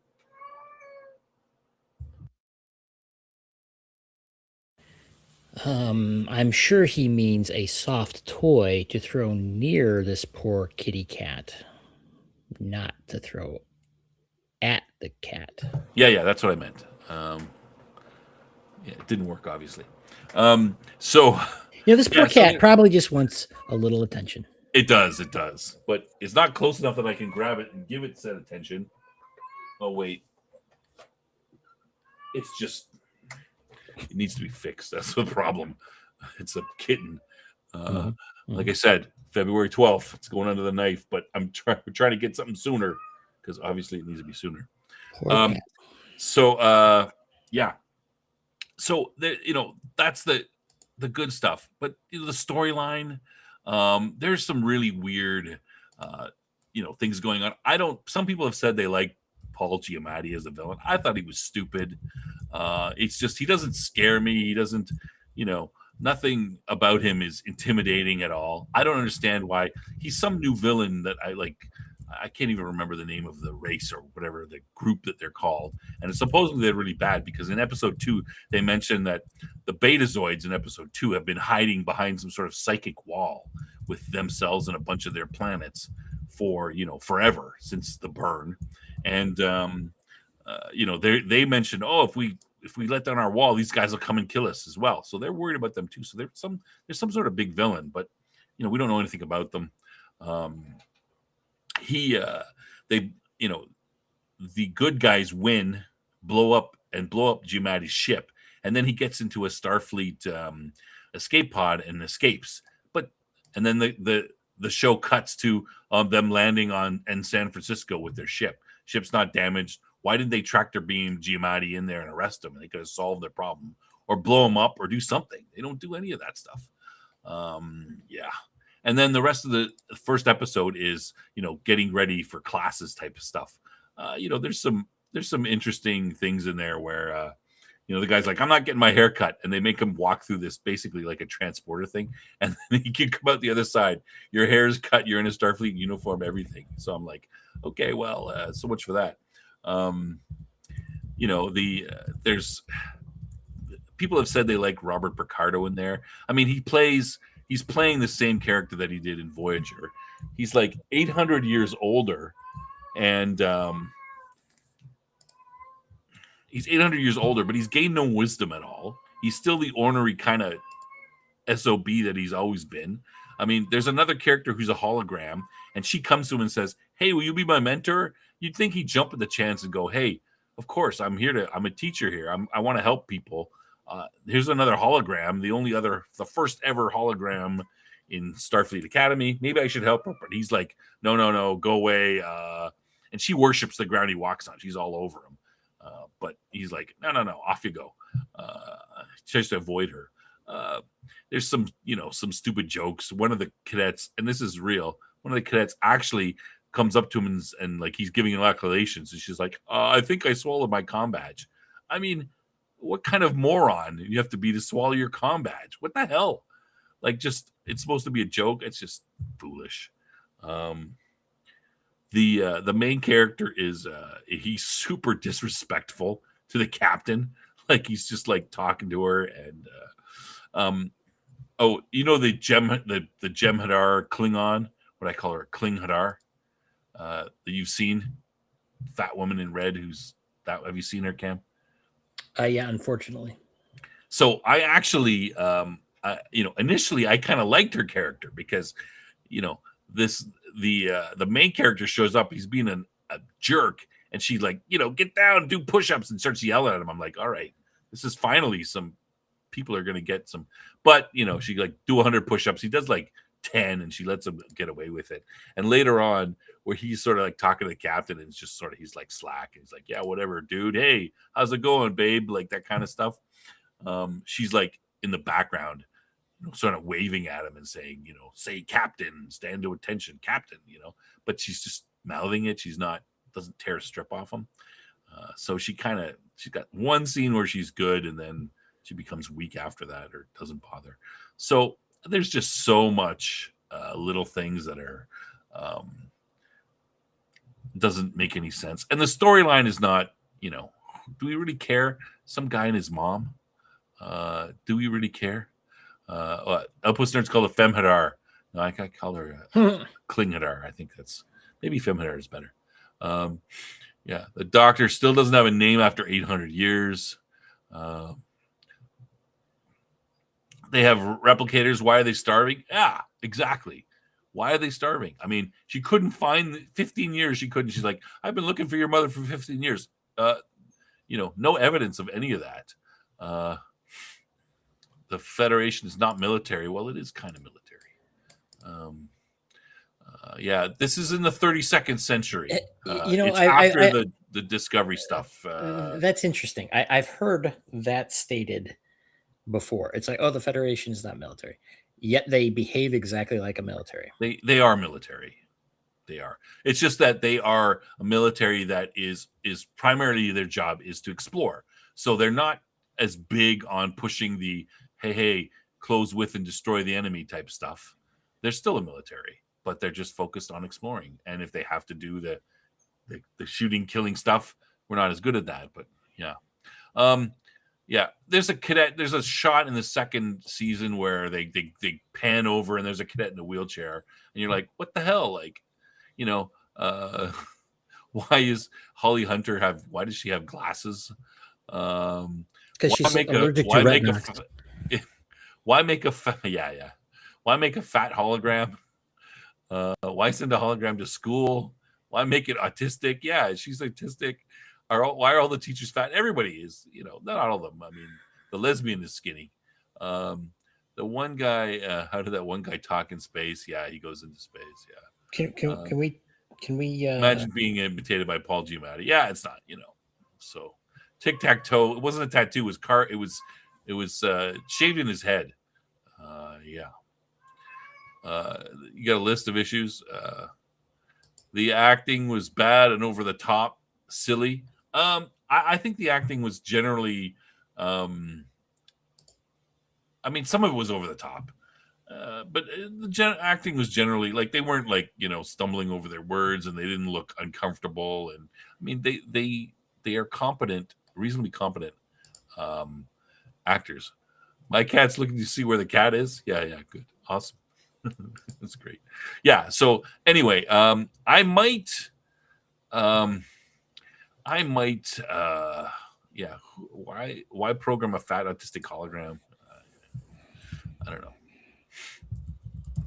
We spent more time thinking about the episode than the writers did. Definitely. There's some. Yeah. I mean, I don't know. Should I watch the third episode maybe to see how bad it gets? I don't know. Is it something I'd recommend people watching? No. And it's not as bad as I thought it would be, but I thought it would be really, really bad. It's still not good. Is it? Some people have said the redeeming thing is it's better than Section 31. I haven't seen Section 31, so I can't say. I mean, Section 31 must be pretty bad. It's as bad as Star Trek Discovery. I don't really see why anyone who likes Star Trek would watch this show. It's 90210 in space, kind of. I mean, they've got romances going on and stuff in there. There's obviously teenage things. There's some goofy stuff, but I don't know how much 90210 is going to be. We'll have to see. Yeah, can we talk about something else? Yeah, we are. I think I'm done trashing Starfleet Academy. Thank you, PB. Cam. Yeah. Star Trek continues. Yeah, I decided. I want you to tell me your stuff, and then I'm going to get my comments. Okay, I decided to make the obvious better choice and not watch Starfleet Academy. I don't know why anyone would, but you did. So I guess you've only harmed yourself, not me. But I guess I had to listen to you talk about it anyway. So let's talk about Star Trek Continues, which, if people aren't familiar with this has been around a long time. I was aware of it some years. I don't know, maybe 4 or 5 years ago, and I watched like the first episode of it, and I was like, wow, this is pretty good. And then for some reason I just got distracted and didn't end up watching anymore. Recently, I've been kind of interested in various Star Trek things, kind of from a game standpoint to start with, but then it spirals from there. In any case, there is the show is a fan production headed up. I'm not sure of everybody, but the big name behind it is Vic Mignogna. Yeah, I was going to say is best known as a voice actor, but is an actor, and people might remember his name from some controversy of a few years ago, which we don't need to get into, but I think he was basically cleared of all that. No. As far as I know, no evidence was ever presented that would justify any of the things done to him. But that's people have different opinions on that. In any case, so I started watching the series, and then the first one was the first episode. Okay, well, I'm sorry. Let me explain. So the premise of the show is that it's picking up where Star Trek the original series left off, and it's completing the fourth and fifth mission. Yeah, because the original Star Trek was three seasons of roughly equating to the first through third years of a 5-year mission. And then now there was the Star Trek animated series has been considered to be the fourth and fifth episode or years as well, but this is not taking that into account, I don't believe. And so it's a live action version. It is exceptionally well made. I mean, this is a fan production. Clearly there is some money behind this. They have full replica sets, of the original Enterprise, bridge, transporter room, conference room, quarters, hallways, recreation room. I'm sure they're reusing some of these sets, but I mean, basically everything that you would have seen in the original series. The it's a little jarring when you start out watching it and this is I think it's 11 episodes altogether, and it happened over a period of time. I think the oldest one is like 13 years old or something now, and the newest one is like 8 years old. So apparently they produce these rather slowly. um and so obviously you're seeing different actors playing all these roles. Well, most of the roles are played by different actors. We'll talk about that in a second, but and that takes a little bit getting used to. Some of them are pretty, like Vic is a pretty darn good Kirk. I mean, he really, he's resembles him pretty well. And so obviously, it's kind of the classic where you've got Kirk, Spock, McCoy are basically the main characters, but Scotty's in it. Oh, that's the one thing is the guy that plays Scotty is James Doohan's son, I believe.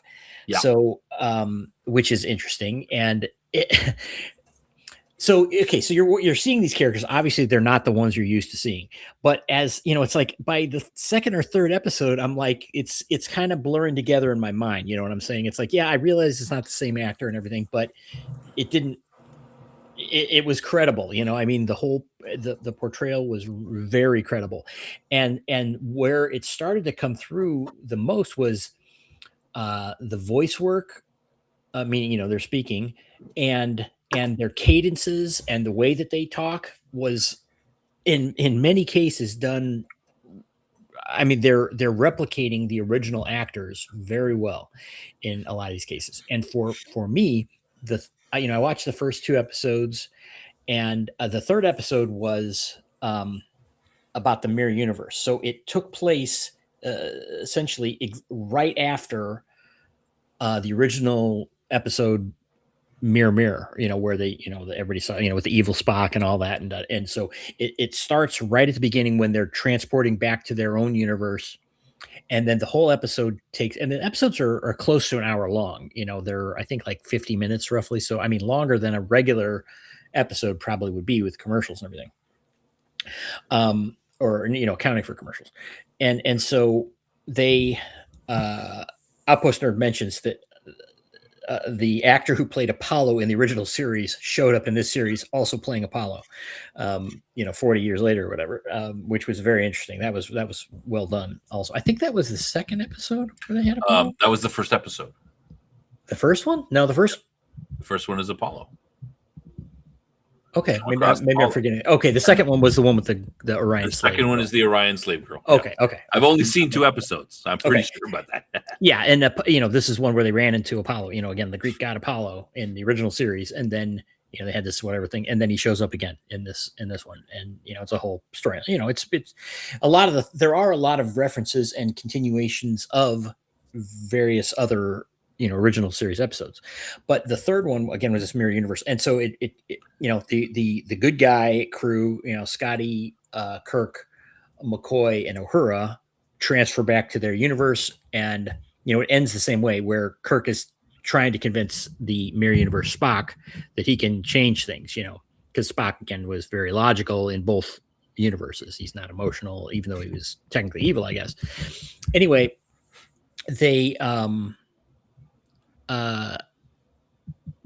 and then the whole episode then is in the mirror universe. It's basically what happened directly after, and it was fantastic. I was like, oh my god, this is. I mean, it was. I said to some friends, I'm like, this is like the best Star Trek I have seen in decades. I mean, it was that good. And the thing that, again, the actor playing Spock, I'm sorry, I don't remember his name offhand. In the first couple episodes, like, yeah, he's doing a good job at Spock, and he looks pretty good as Spock, and like his height comparison to Kirk is good, so that helps come across as well.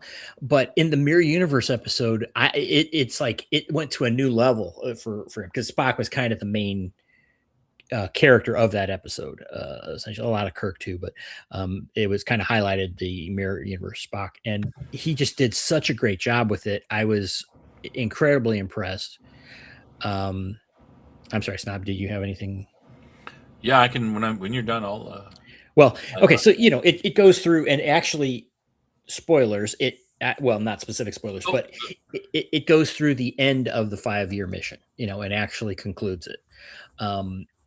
And a lot of great stuff. Well, PB, you're saying the Romulan commander from the Enterprise incident, yeah. And again, that was another one. It's like I look at her, I'm like, it's like I know it doesn't look. Well, you say she sounds exactly the same. I they look very similar. I'll say that. It's like I looked at it, and it's one of those things I had to do a double take. It's like, no, that's not her, but it's like, man, really good. And it's cool that they made this effort to bring in these actors and things and make PBC and Anne Lockhart, John Delancey. There's various people, someone our poster mentioned Lou Ferrigno was an Orion trader. So there's people you reckon. Aaron Gray was in it as Commodore, I think she was, or maybe I forget if she was a Commodore or a Rear Admiral or something. But man, I again, it was really good throughout. I mean, it's so impressive. I don't know what their budget was, but I can't imagine it was anywhere near, what the Starfleet Academy direct is. Yeah, Starfleet Academy is rumored to be 5 to 10 million per episode. Mm. Yeah. Well, okay. So what do you think? So I've only seen the first 2 episodes, and I have to say that I'm more of a Next Generation person because when the original series first came out, I wasn't born. Yeah. It was already over, and then it was kind of you're 0 to 10 years old, and it's being shown on reruns, but you're not really that interested. Right. So, by the time I was interested in science fiction and getting into it, a little bit after that, Next Generation comes out. So my first experience, I mean, I'd seen Star Trek before, but hadn't watched the entire series. So I got into Star Trek on Next Generation. And, I mean, I might have seen all of the episodes of the original series, but I haven't seen them in order. Right. So I don't really, so there's bits and pieces here and stuff, and I know about them. So it's not, the original series is not my favorite Trek. By the time, in the 1980s, when I'm getting into science fiction, these 60s Trek is kind of dated, right? Like it's kind of weird and dated. And, it's almost 20 years old. But I thought, if you like, I still enjoy the original series, and this is super faithful to the original series. Yeah. It's like you said, the sets, everything is perfect. I was surprised. I'm like, wow, these people actually like Star Trek. And the stories are, some of the original series stories are a little bit not, it's the 60s. It's not as, it's not as sophisticated in some respects as some of later stories, but they're still good stories. But this is very faithful to that. The stories are like right from the original. And I was super impressed with that. Vic Mignogna does a great job as Kirk. He is, like, he's got the right mix between, he's got the body language, and he's not doing a Kirk impression, right? He's embodying him, though. Yeah, he's like, I'm gonna take some of the stuff of Kirk because I'm gonna try to be like him, and you could almost see Kirk when you sort of see him, but it's not a cheesy impression or anything. Right, he's making it his own, but he's still, hey, I got this character. This character has certain characteristics, the way they talk, the way that they move. I'm gonna try to, mirror that as much as possible, and with all the characters as well. I haven't seen the episode 3 yet, so I mean, I'm not, Spock hasn't really had a chance to shine yet, but I'm not upset with him. Like, I'm like, okay, that seems a pretty good Spock. He doesn't quite look the same, but he's talking like Spock. All the characters, Uhura and Scotty, you've seen more of those than Sulu and Chekhov. We haven't seen as much of them. They've just kind of been sitting at their spot. Yeah. Go ahead. Quick note: they do replace the McCoy actor. I think he was only in the first 2 episodes. Oh, okay. And so they get another one. And I think the second guy, the first guy, he didn't resemble him as much. What, McCoy? Yeah, the second guy resembles it. He's a little squidgy around the middle there. Yeah, he's a little. That's my first comment was McCoy's getting a little Yeah, bit. McCoy should go on a diet. yeah, and McCoy's kind of a thin guy. Yeah, he's DeForest kind of a Kelly was a thin, thin short, guy, thin guy, and but the problem is he's too tall. And, Yeah. and you notice that sometimes because he's about the same height as Kirk, Yeah. or should be the same, and he's like at least as tall as Spock. And it that I did notice that a few times. Not a big deal, but he's another one. It was like there was one thing when he's talking to Kirk in his quarters or something, and he delivers a line. I'm like, man, that sounded just like DeForest Kelly. I mean, it was, again, not just the voice, but the cadence and the way that they deliver the lines. Some of those were really, I think the second guy kind of ended up being a little better. Yeah. Yeah. No, I'm not want too fast. I'm just saying that in the first 2 episodes, Spock is there, but he doesn't have a main. He's supporting Kirk. First 2 episodes, Kirk is the main, like it normally is.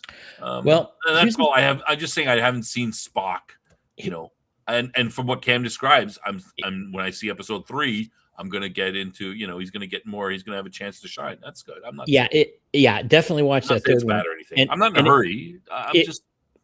If anybody does want to jump right in and doesn't have patience for a slow beginning, again, because almost every show the first episode is not going to be the best, right? And so if you want to jump right into 3, you can, because I see nothing wrong with 1 and 2. They are good. No, they're good. They're episodes. Good. I wouldn't skip them. No, I'm just saying you could if you wanted to go back and watch those, because they're not strictly linear, meaning the only thing with the first episode that I had a problem with was, like, I'm trying to get used to who the characters are. I'm like, okay, this is Kirk. I'm like, oh, is this a different, like, I didn't, Star Trek Continues, but I just watched it blind. I'm like, oh, this is a different, oh no, this is Kirk. Okay. And I had to, and of course, I don't remember the original Apollo episode. Like, I vaguely remember it, but that's not a big deal. So I had to get into that a little bit, but it's very easy to transition to it. Just amazing.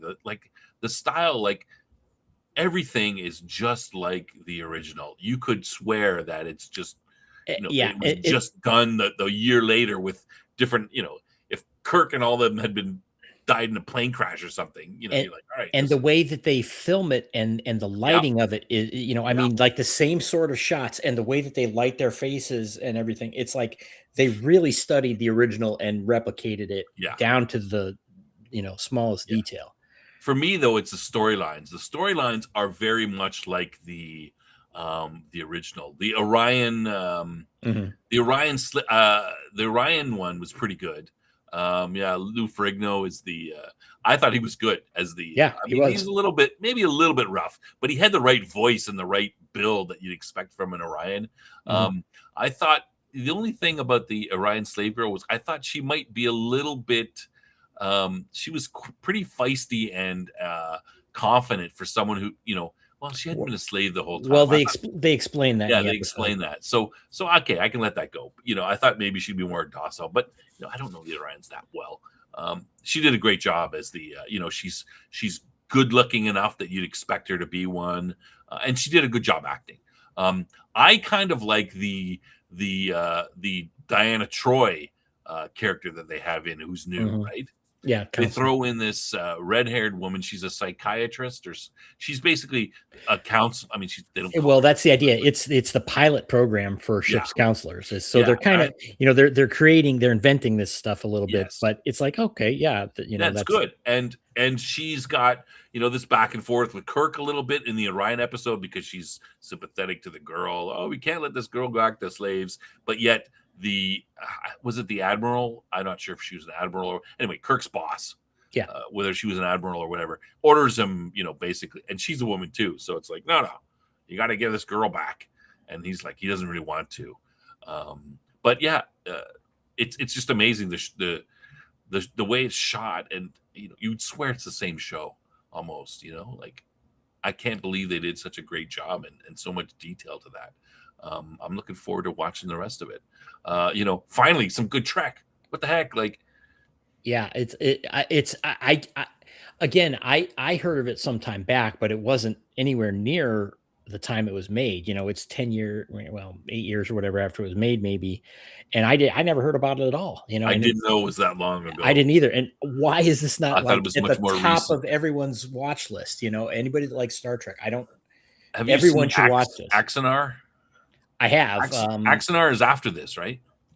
I don't know. That's been going on for the longest time, Yeah. and I'm not fully tuned into it. I know Jason is like fervently, you know, against those guys, and I think there is a lot of chicanery probably that's going on there. But some of those, you know, they've never actually produced what they claim they were going to produce, I guess. But they do have various shorts and things, and they're good. They do, you know, it's a pre.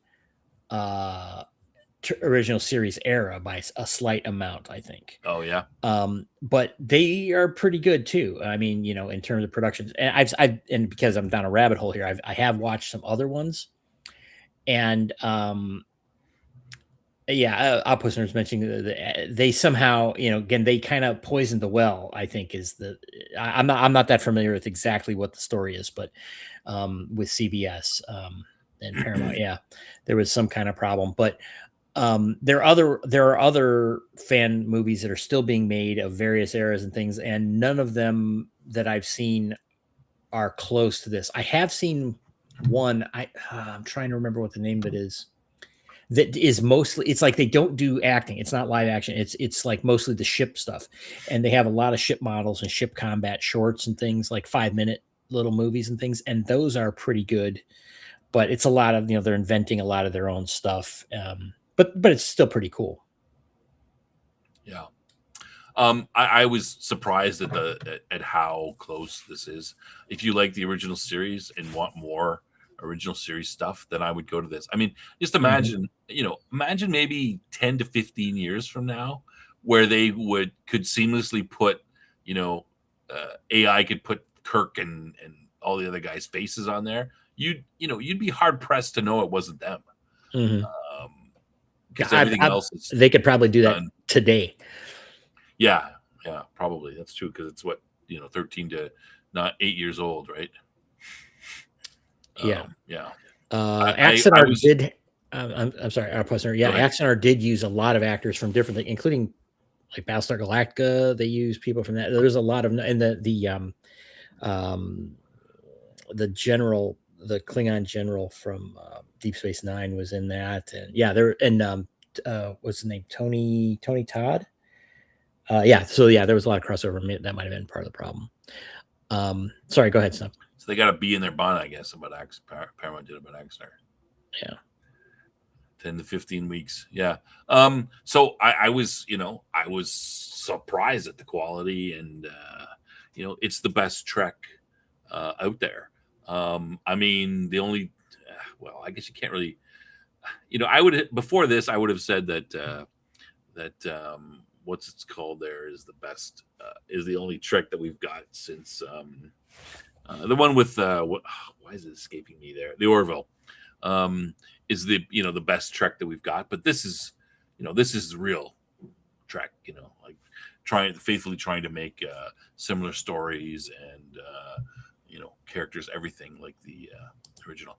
I was pleasantly surprised at the first 2 episodes, and it only took me the first 15 minutes before I was okay, I get what's going on here. This is Kirk. This is it wasn't that hard, right? Like they get you right into it right away. So I didn't have any trouble with it.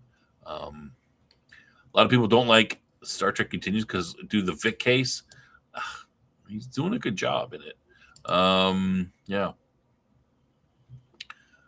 Pleasantly surprised. I have to watch the rest of the episodes. Now you're telling me that the episode 3 is the Mirror Universe one. Well, those are usually pretty good. So I haven't gone. Yeah, I didn't even bother looking at what they were called or anything. I just gotta watch them as they come out. You can download them. I've got them all on my computer right now. I download them all, and yeah, it's a bunch of stuff on the website. I got these posters. These posters from episode 7, I think.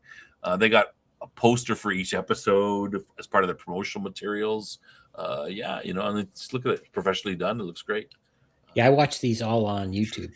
Their channel, they have a Star Trek Continues channel.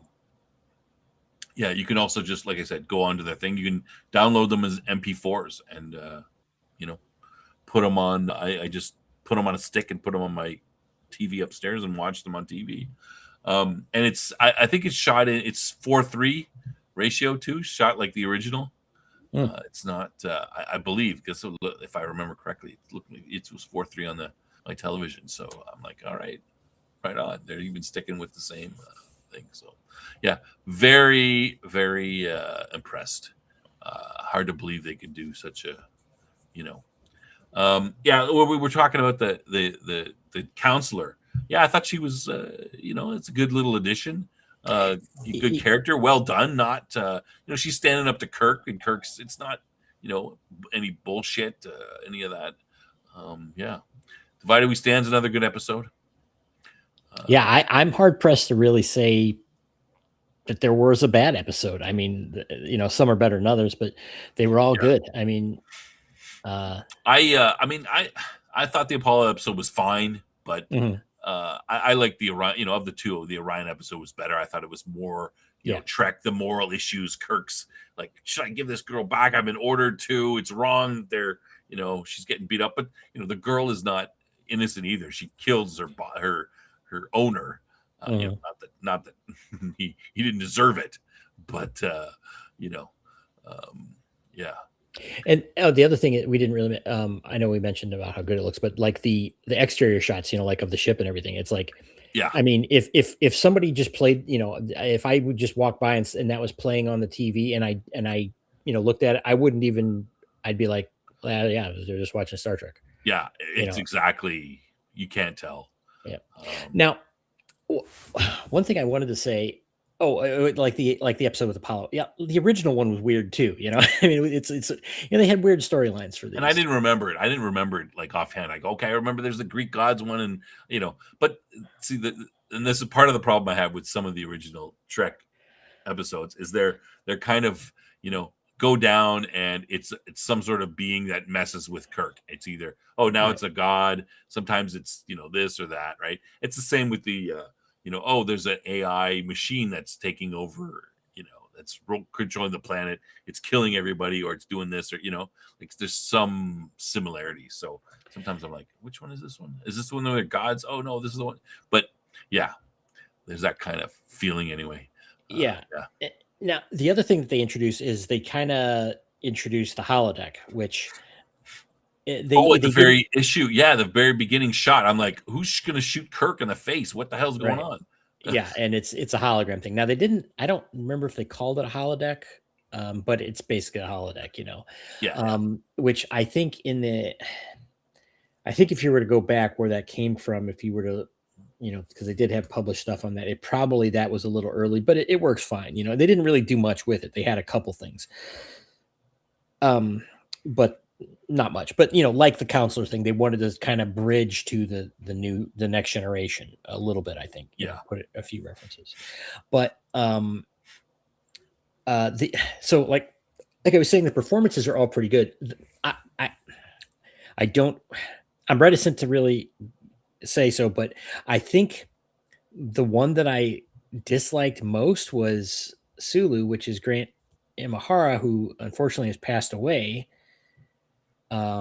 Young guy, pretty young guy. And he didn't do that, but I don't know, the portrayal of Sulu, he kind of was like a real jovial kind of portrayal. He was always like real happy and smiling and enthusiastic. And I'm not sure I remember Sulu being that way. Sulu didn't have a ton of important roles on the original series compared to other characters, but I don't remember him being like that. So that must come up later, because in the first two episodes, Sulu's just behind the thing. He hasn't been jovial at all. Yeah, and he's also, he might be the least used character of the the original main. Even Chekhov.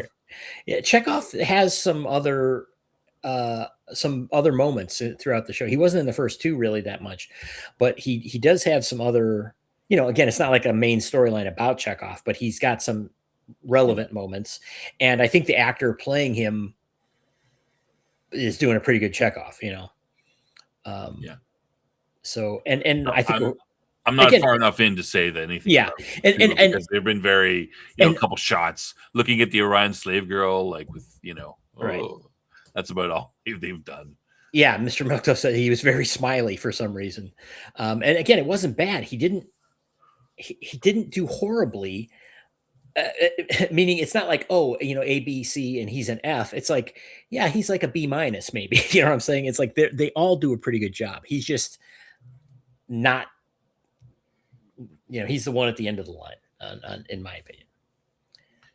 All right, yeah, But not bad. It's not. It did not detract from the show, in my opinion. No, I mean, best Trek since, I don't know. I mean, since Deep Space Nine, as far as I'm concerned. It's really Voyager wasn't that bad. Wasn't that good either. It's very faithful to the original, and if you like the original, I mean, I'd be like, why not watch this? Why wouldn't you watch right? it? This is obviously a great thing to watch. And I'm going to watch the rest of it for sure. I might piece them out slowly to savor it a little bit. Yeah, I kind of really I burned through them fast. Yeah, I was pleasantly surprised. I mean, much rather watch that than Starfleet Academy, that's for sure. Well, but you didn't, did you? Well, I watched both, but I had to see how bad it was. Everyone's talking about it. So one other note I wanted to make. We were talking about Star Trek: The Motion Picture, and it is a bit slow. It's some people might say it's a snooze fest. Yeah, it's not at the top of anyone's list, I don't think. But I look at it and because again the uniforms were not good. I love the refit Enterprise design. I think it's fantastic. But the uniforms and the other things were really very 70s and didn't work, and so that aesthetic kind of throws things off a bit for me. But in terms of the plot, the overall plot, it's very Star Trek to me. I mean, it's like again finding out about what V'Ger is and the alien probe. The kill the navigator. Ilia, and all that interaction, and them discovering and them trying. It's again they're completely overpowered, but they're trying to save her. I mean, it was such classic Trek feel to it that it's kind of underappreciated, I guess, is what I'm trying to say. Yeah, I mean, there's some aspect about the motion picture I like. Kirk coming in and stealing his old ship from Decker being a little bit pissed about it, which yeah, Kirk was kind of a bastard. I mean, he was like, they didn't. It was I'm an admiral now. I'm gonna take over that. Yeah. I mean, there's some good aspects to that. Yeah. All right. So PB agrees with me about the refit Enterprise, which is also the same. Really, that's your favorite. Yeah, it's the original.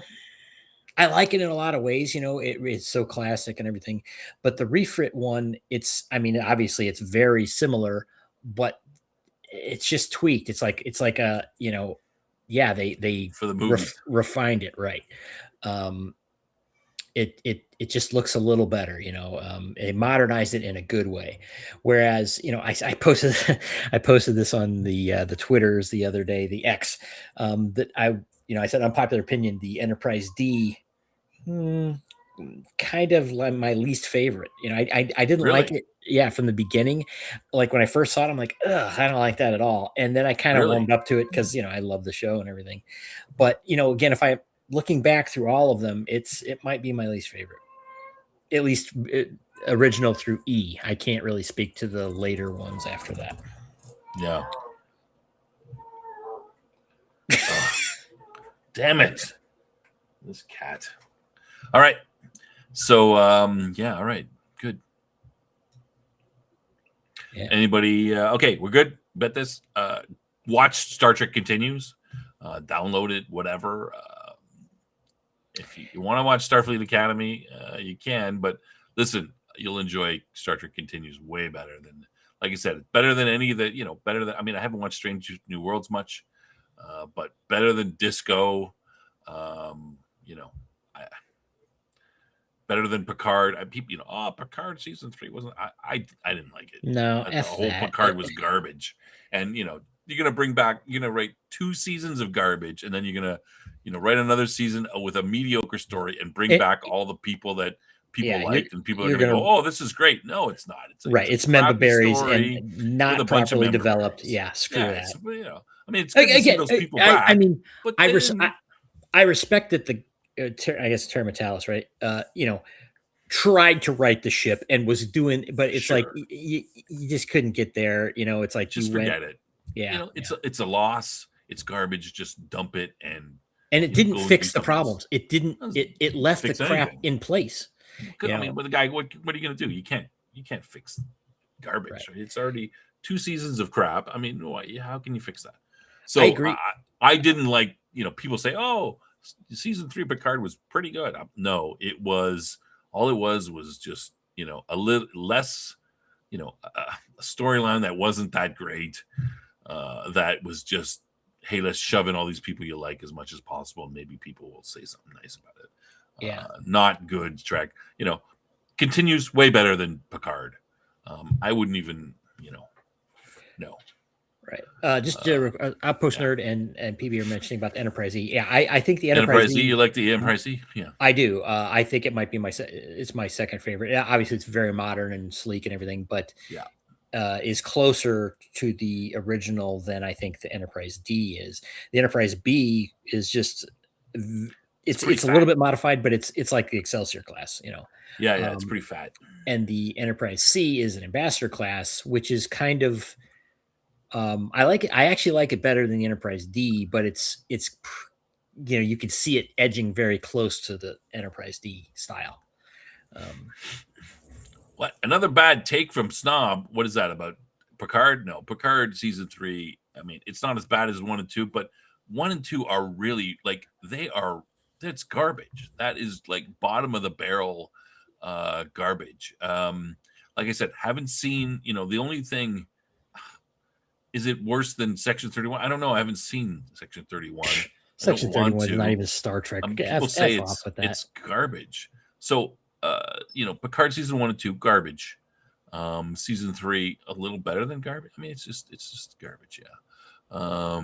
Well, you can't put a cherry on top of a pile of crap and be like, look, here's Picard. It's like, yeah. I mean,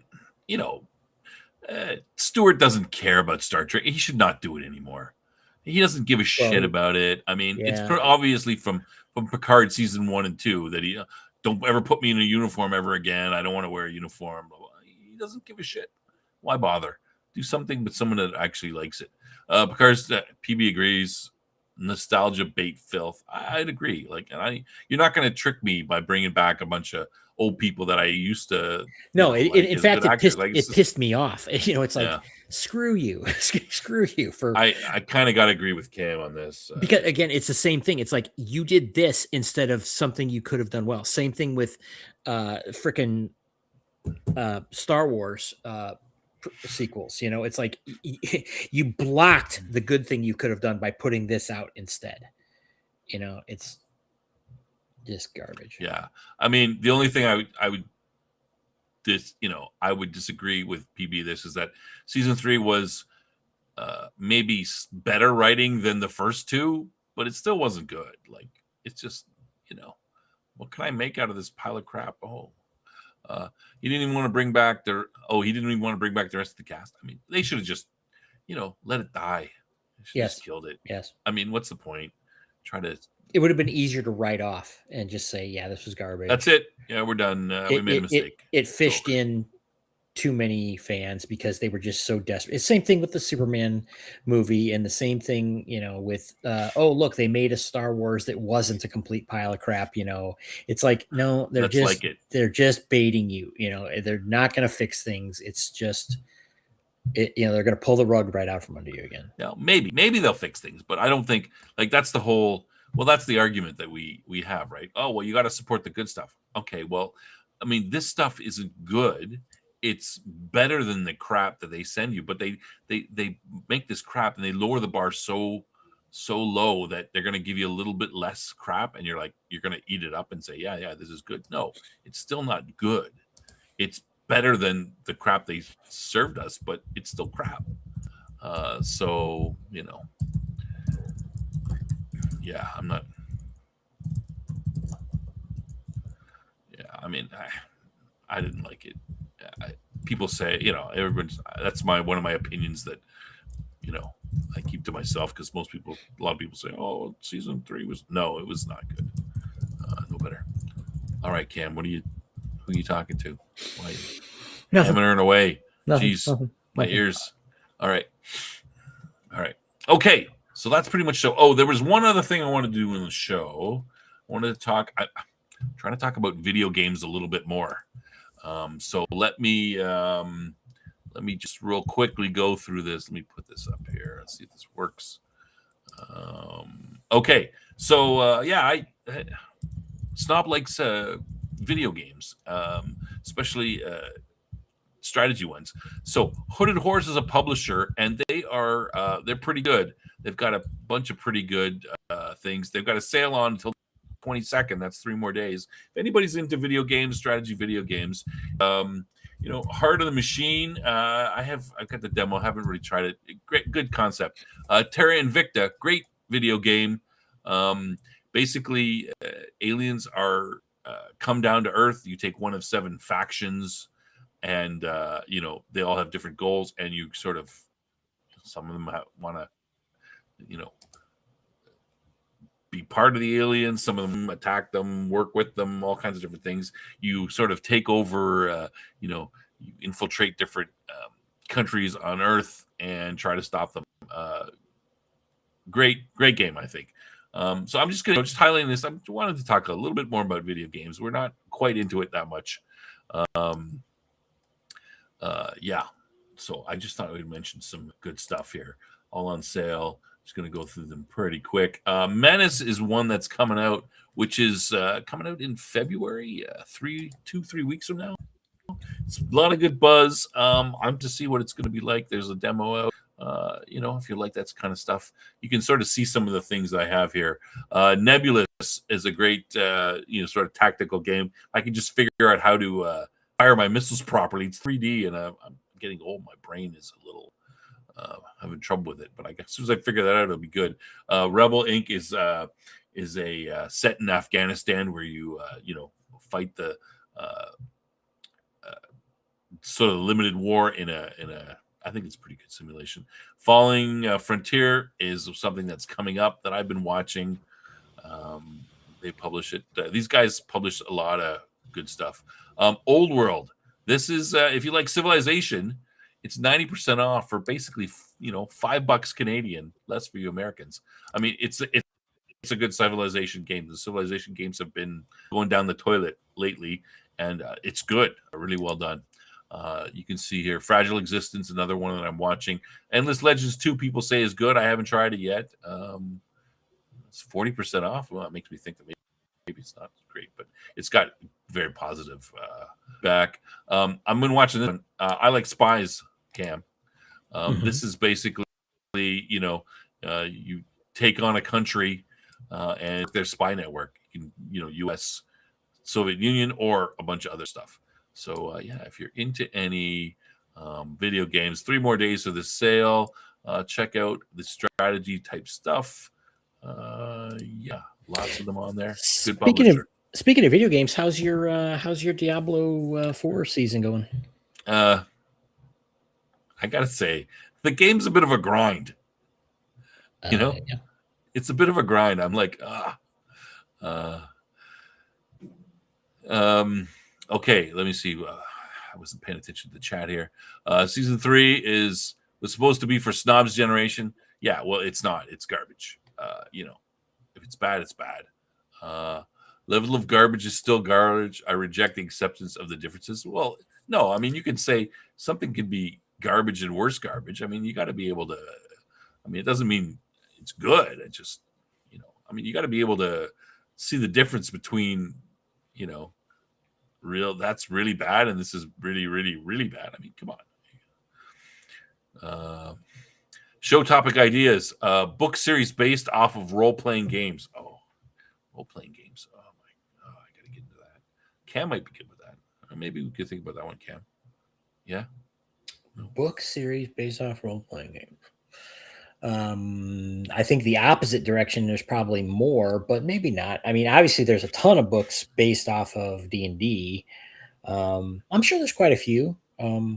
I mean, you're into 40K, I know, and that's not a role playing game necessarily, but there's a ton of books based For off me? of that. Yeah, Not really. Not really. I like I like the universe, but I've never played the that's what I'm game. saying. That's what I'm saying. Yeah, I The like the novels and universe just because it's so grim and dark, and there's nothing really else like it out there, you know. uh-huh. But at least not that level of public knowledge. Yeah, well, But I haven't really. I'm not into I don't have the time to paint miniatures and take rulers and roll these tons of dice and stuff. I know basically how it works, but I never. offhand, I can think of more based off of miniatures games than I can role playing games. Again, if I consider D&D one category. Anyway, yeah, hey, I'd be willing to talk about that. I don't know. This is two shows corrected everything of it. This might be a little more technical about sci-fi space combat. Space combat isn't aerial combat. Yeah, That's true. Yeah. Which two shows? Babylon 5 does a pretty good job with some. Maybe of that. talking about something like The Expanse versus Space Above and Beyond. We've talked about this one, but I don't remember. It was so long ago that I saw it.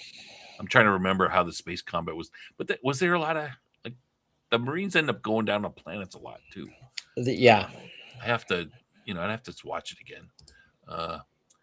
Why accept the difference between levels of garbage? Because I'm a critic, so I have to, if you're gonna, I mean, you can't go with the up or down, good or bad, but I like to be a little more nuanced and say this was bad. Oh, this was worse. I mean, you're right. We should reject all garbage and demand high quality, but that doesn't mean we can't look at two things and go, this is bad and this is worse than that, right? Battlestar Galactica and The Expanse. The new Galactica is pretty good with combat. Would you agree, Cam? yeah. I'm trying to recall. I'm trying to remember the original. If they had the original was like, they kind of sit in their ship and they talk to each other, and then you go to an external shot and there's like pew pew and the lasers come out. Like I don't think they had the money to and the ability to do that kind of CG, right? Mm-hmm. The original. So I think it would be hard to do that. All right. Okay. Did I miss anything, Cam? Nope. We'll keep working on the shows. I appreciate any suggestions. We have to have something that we know things about too. You can do research, but we have to have stuff we know about. Do you know what's going on next week, Cam? No. You don't know what's going on in this show next week? Not paying attention? It's movie night next week. Oh, movie night. Movie night. Yes. What is, let me just check here. What is, Zardov is winning so far. I'm going to go, the poll says it's got another 6 days left, but I'm going to end it on Wednesday so I can announce what movie we're going to watch so people can watch it. We're not waiting until right before the show. So right now, Zardov is winning slightly. You can change that if you don't. Cam doesn't want to watch Zardov, I don't think. Right, Cam? I've seen it before. Oh, you have? Oh, I haven't seen it. So I'm kind of interested to see it. But Damnation Alley, I would see that as well. So the votes between Zardov and Damnation Alley. Zardov is the Sean Connery wears a diaper the whole movie. And Damnation Alley is Hannibal from the A-Team drives across a nuclear wasteland, America. That's way cooler. So, I think that's pretty cool too. I've seen that movie, but again, it's been years, so I want to watch that again. Everyone, see, look, Death Angel Shadow just put in there the link to the Discord where you could put your questions in for Peter Jurasik. Yeah, and please do. If they're good, we'll ask them. I mean, Don't ask him about his divorce. I don't even know if he's divorced. But Oh, God. We're not going to ask that kind of questions. We don't care about that stuff. No swinging around for another pass. I mean, well, you could, but it would take you a while, depending how fast you're going. Questions for Peter. Please put them in there. We need your questions. We want to do your questions. Show for the show. It should be good. Awesome. Movie night this week on the Babylon 5 show. We're doing Dust to Dust, I believe, episode 6, episode 7. I can't remember which is 6 or 7, but anyway, it's called Dust to Dust. So I think it's 7, right, Cam? I don't remember. Mm-mm. Yeah. Anyway, that's the one we're doing. I don't know anything about it. I haven't even watched the preview of it or anything because I have to switch discs. So yeah. All right. Should be good though. Yes, I will be in the Discord after the show for a little bit. All right. Is that it, Cam? Do you have anything else you want to mention? We mentioned Babylon 5. Watch it. A week before the big show. The big show on the week after, 10 days from now. The big show. Peter Jurassic. And we're going to do the big interview. Who else? Oh, we should here's all our shows here. We got the Babylon 5 and of course this show, the Top Lofty Lounge, our signature show. Who else we got? Let me mention our affiliates. I guess I'm gonna start calling that Nerd at Night, Outpost Nerds show. We gotta put the show on. Anyway, just go YouTube Outpost Nerd at Night. I'm sure you'll find him, no problem. And of course, Madman has his shows at my cafe on Mondays, which I sometimes show up for if I can. Otaku Thursdays and Madman with a show. He's got daily videos that he puts up every day, almost every day, something like that. All right. And hey, any of you have a show you want to put your show on here? Hey, give them to me. Send me your thing, and I'll throw them up there. An affiliate of the show. All right. Cam, that's it. You got anything else you want to talk about before we end off the show? Nope. That's it for the show. Okay, everybody. Oh, wait. Did I forget something? I think I forgot jokes. We can't end the show without jokes. All right. Since we talked about Star Trek, mostly Cam, I think we should do Trek jokes. Do you agree? Sure. Okay, this one's a little dirty. I thought. Oh, you thought you sent me a new uploaded pic? I don't think so. I'll check again. Maybe I missed it. I'll fix it for next time. Why does this Star Trek uniform stink, Cam? Why does the Star Trek uniform stink? Oh, I don't know. Why does the Star Trek uniform stink? Because William Shatner. William Shat in her. I get it. Get it? What does every Star Trek fan ask for from a mobile network? Should be pretty easy. What does every Star Trek fan ask for in a mobile network? I don't know. Unlimited data. Everyone loves data. Huh? If Spock has pointy ears, what does Scotty have? I don't know if Spock has pointy ears. What does Scotty have? Engineers.